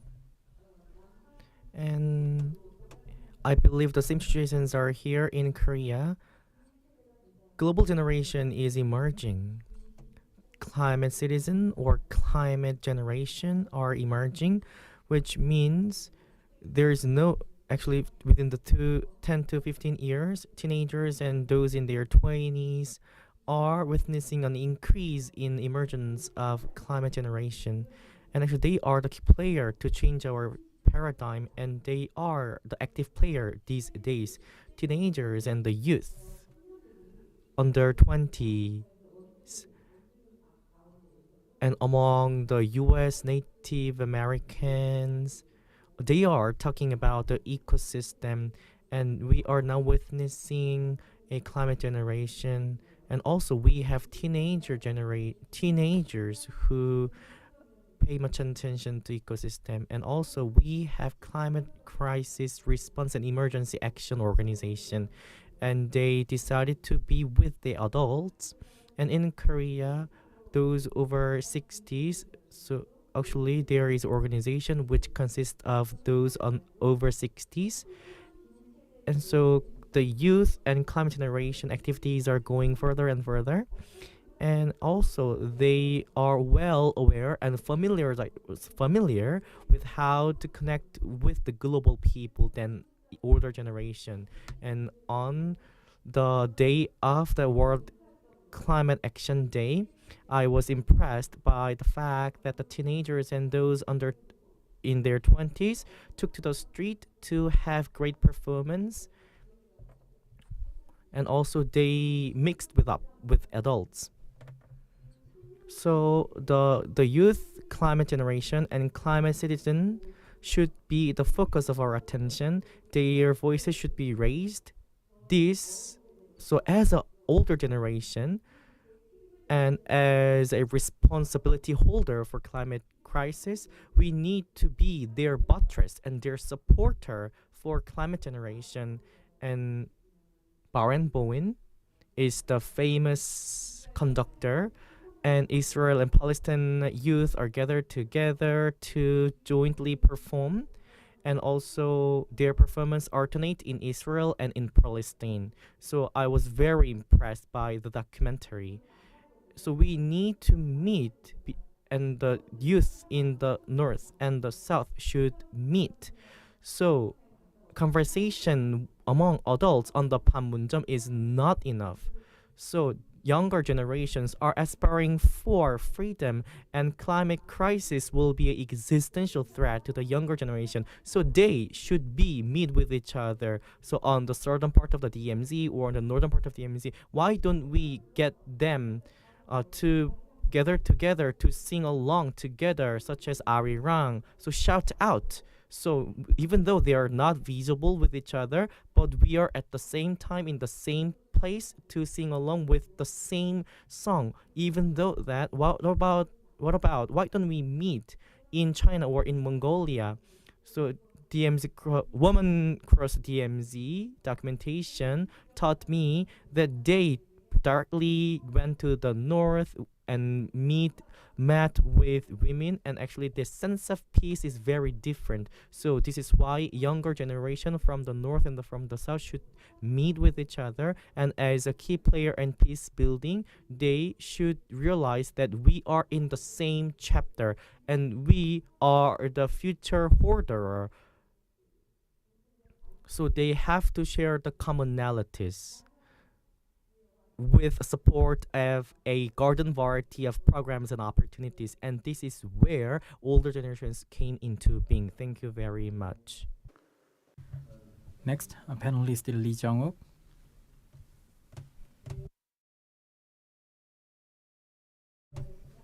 When I think about Korean history, I always think of the 19th century. At the end of the 19th century, the elite people prepared for the national officer examination, and if they have good calligraphy skill, they can become high position. But unexpectedly, Joseon dynasty collapsed and new era arrived, and those people who converted to Christianity or who can speak in English can hold the highest position. So the time has changed out of sudden. And at the end of one era, if people follow the old paradigm, they cannot be successful. And now we can see the tectonic shift. So including me, older generation can tell our future generation what will be the future direction, but that can be wrong. But still, many older generations still say that this is the way for the younger generation. Even they force their way, but do not trust the older generation. In that sense, in a national state, we try to ensure the individual security, and in the national state, our older generation made lots of effort to enhance our welfare. However, now the paradigm is shifting as we experienced in the COVID-19. In a state, we cannot ensure our individual security, and the government may not be able to control the situation. So younger generation first need to understand this. So you need to understand that you are not a national citizen, rather you are a global citizen. And if you do not pay attention to the matters important, your health, your jobs, your families cannot enjoy the security. In that sense, I believe the first virtue you need to have is, on the globe, there were many tragedies, including Holocaust. And amidst this, finally we achieved United Nations. And based on the United Nations, we established the basic rights and human rights. And all the members of the United Nations now have one vote. So you need to strengthen this, and you also need to accept multiple cultures. Even for the North Pole and the Southern Pole, you need to embrace all other culture as well. That is the virtue as a young generation you need to have. And the moderator also asked about a question: what is the role of Nobel Peace Laureates? Today, so many Nobel Peace Laureates gathered here in Pyeongchang, and they took lots of time to talk about their stories and their future. So I'm very honored to be part of this. And when they received their Nobel Peace Prize, at the time, they dedicated their lives, and instead of avoiding the issue, they faced the issue. That's why the international society recognized their efforts. That's why they became the Nobel Peace Laureates. So for the next generation, and for the divided generation, Nobel Peace Laureates need to open up the dialogue. That is the role of the Nobel Peace Laureates. So Nobel Peace Laureates need to use their position to open up the dialogue. And the last comment I would like to mention is consumerism. I believe you have the brainwash of consumerism. The marketing scheme is very sophisticated. So in order to protect your life, you need to make effort by yourselves. Instead of just focusing on luxurious goods, you need to focus on your own life. Thank you very much. So we have listened to experiences and wisdom from 3 panelists. As I mentioned before, Nobel World Summit of Nobel Peace Laureates or synergy effect. And now the 4th edition of Pyeongchang Peace Forum invited a lot of young people, and they described DMZ as this is actually for demilitarized zone, but they dream place for NZ generation. This is a new name for DMZ. But we are not able to meet those from the north. So we need to make youth from the 2 Koreas meet at the DMZ to talk about dreams of Gen Z and hopes and dreams of Gen Z. So we need to turn this place into that kind of place. But this is only a pipe dream. So Nobel Peace Laureates went to DMZ and they returned back to South Korea without any conversation. But this single piece of effort will pay the efforts, and also we are able to freely move back and forth in north and in south. So as an older generation, we have a role to play, and we need to hand over the torch to the new generation. And this is an add-on comment and another question from me. But before that, if you do have question, please raise your hands. And this is a common question and agenda. So to be terminologically, technically difficult in Korean society, before the democracy, before the democratization and post-democratization's democracy are different. So actually, military dictatorship is occupying the south, and the authoritarian regime occupied the north. So actually, we need to turn these adversary coexistence into a peaceful coexistence, but we are not able to do that. Through this process, there have been certain conflicts created. So some people say that when they talk about the peace, they talk about they also talk about the fact that this is not an concept. And so sustainability and human rights are universal values. But how can you do this?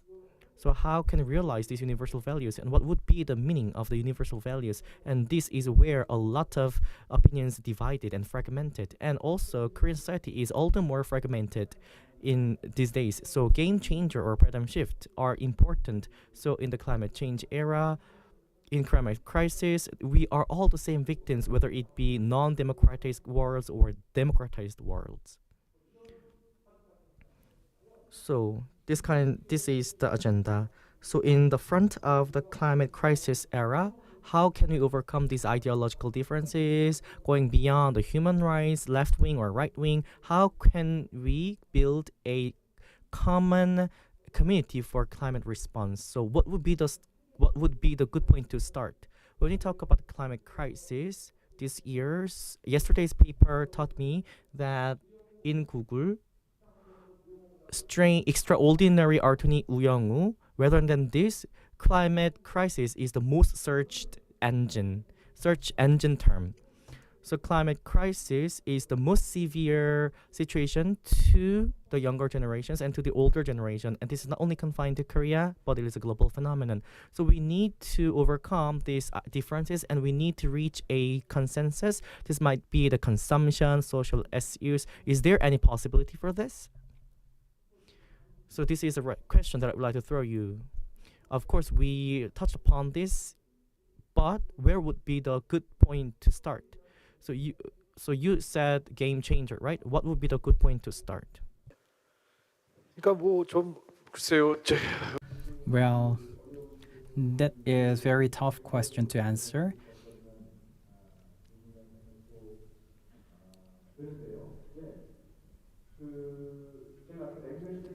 I talked about Cold War era and the fear of nuclear threat or nuclear weapon contributed to the end of Cold War era. When we think about the 1980s, all around the world there were many cities, and in those cities millions of people gathered together, and thanks to their voices, major countries, including Soviet Union and the United States, the head of the states changed their mind. So eventually, when it comes to the nuclear war or a climate crisis, there are so many things in common, but there is one stark difference. We can deter the nuclear war, but as for climate crisis, if we pass the tipping point, there is no return. So that is the biggest difference between the two. But there is one thing in common. Now we are trying to change the term of Holocene into human scene. So this crisis is man-made crisis. If that is so, then we can find hope from human being. Climate crisis can result in the depression and frustration, but before we reach that point, we need to foster our hope. That is the only way we can make this climate crisis as a game changer. So nuclear weapons and nuclear war. So who would like to go for this? No one wants for this.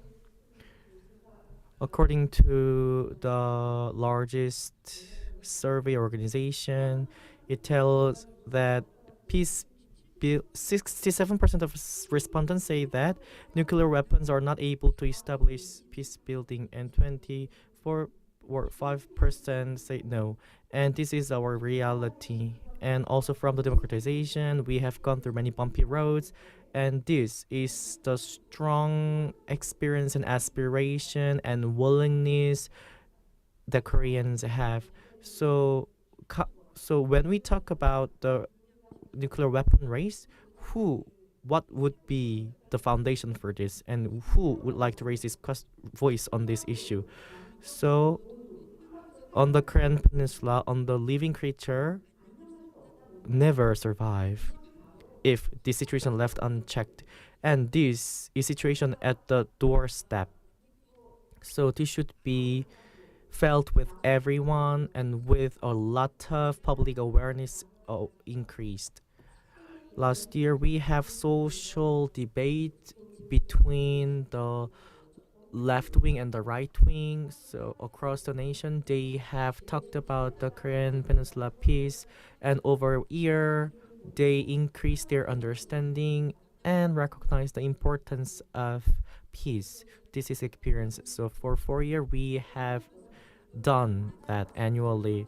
But rather before that, we are very busy to blame with each other before that event. So actually, no one wants for nuclear war, and also we need to realize the green detente, and this is a non-military approach. So response to the climate crisis and ecosystem degradation, from energy transition to maritime ecosystem and to climate crisis, we should find out solutions to this, and we need to be gradual in going together to map out that solution. Only then we are able to build trust with the North, and we are able to build trust with non-conflict sources, so we can open up the era of freedom and peace. So we need to be gradual. This is important thing that I'd like to mention. Thank you very much.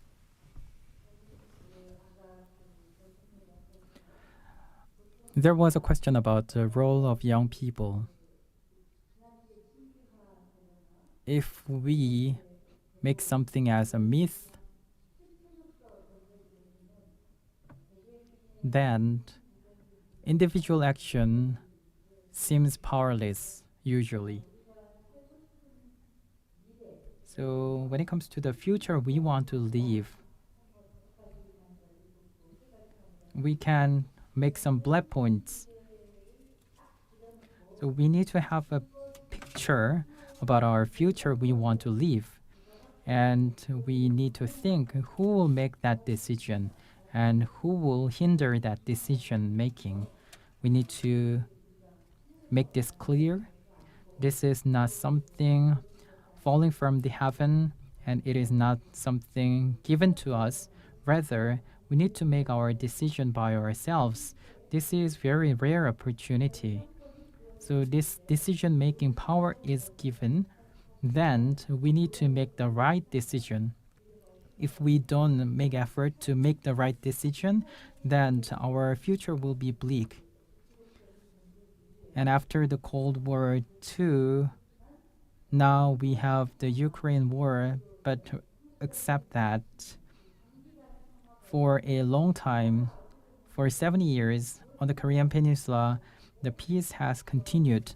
So we easily think that peace is taken for granted. However, just like the delicate flower, as mentioned by one Nobel Peace Laureate, we need to take care of the flower every day. We take the shower every morning, and we clean our teeth, and we wear clothes and look at the mirror every morning. Just like that, we need to take care of the peace every day. Thank you very much. It is time to wrap up. Now, Nobel Peace Laureates share their wisdom and experience. And while listening to their stories, I realized that there is one thing in common. The key word is dialogue. And that dialogue is not between the people who have the same mind. Rather, putting our foot in others' shoes is dialogue. Sometimes we never understand each other, but through dialogue, we can reconsider our stereotype. If I'm in the position of the others, what would be our thinking? That is practice. So we need many training and exercise. Just like watering the flower, we need to make continued effort. Gorbachev created this World Summit of Nobel Peace Laureates. At the time, countries conflicted with each other, but dialogue was the solution. And Pyeongchang Winter Olympic Games was also a dialogue. We wanted to have a face-to-face dialogue. Previously, I thought how we can connect the Nobel Peace Prize with the Pyeongchang Olympic spirit. We invested 12 years to attract the Winter Olympic Games, and 12 years is a long time. During that time, there might be some regime changes, but regardless, we need to have the consistency. If we make 12 years of effort, then by 2030, we can have visible outcome. We should not be impatient. We need to make continued effort in a consistent manner. With this, let me conclude my session, and please give a big round of applause to all the panelists. Thank you very much.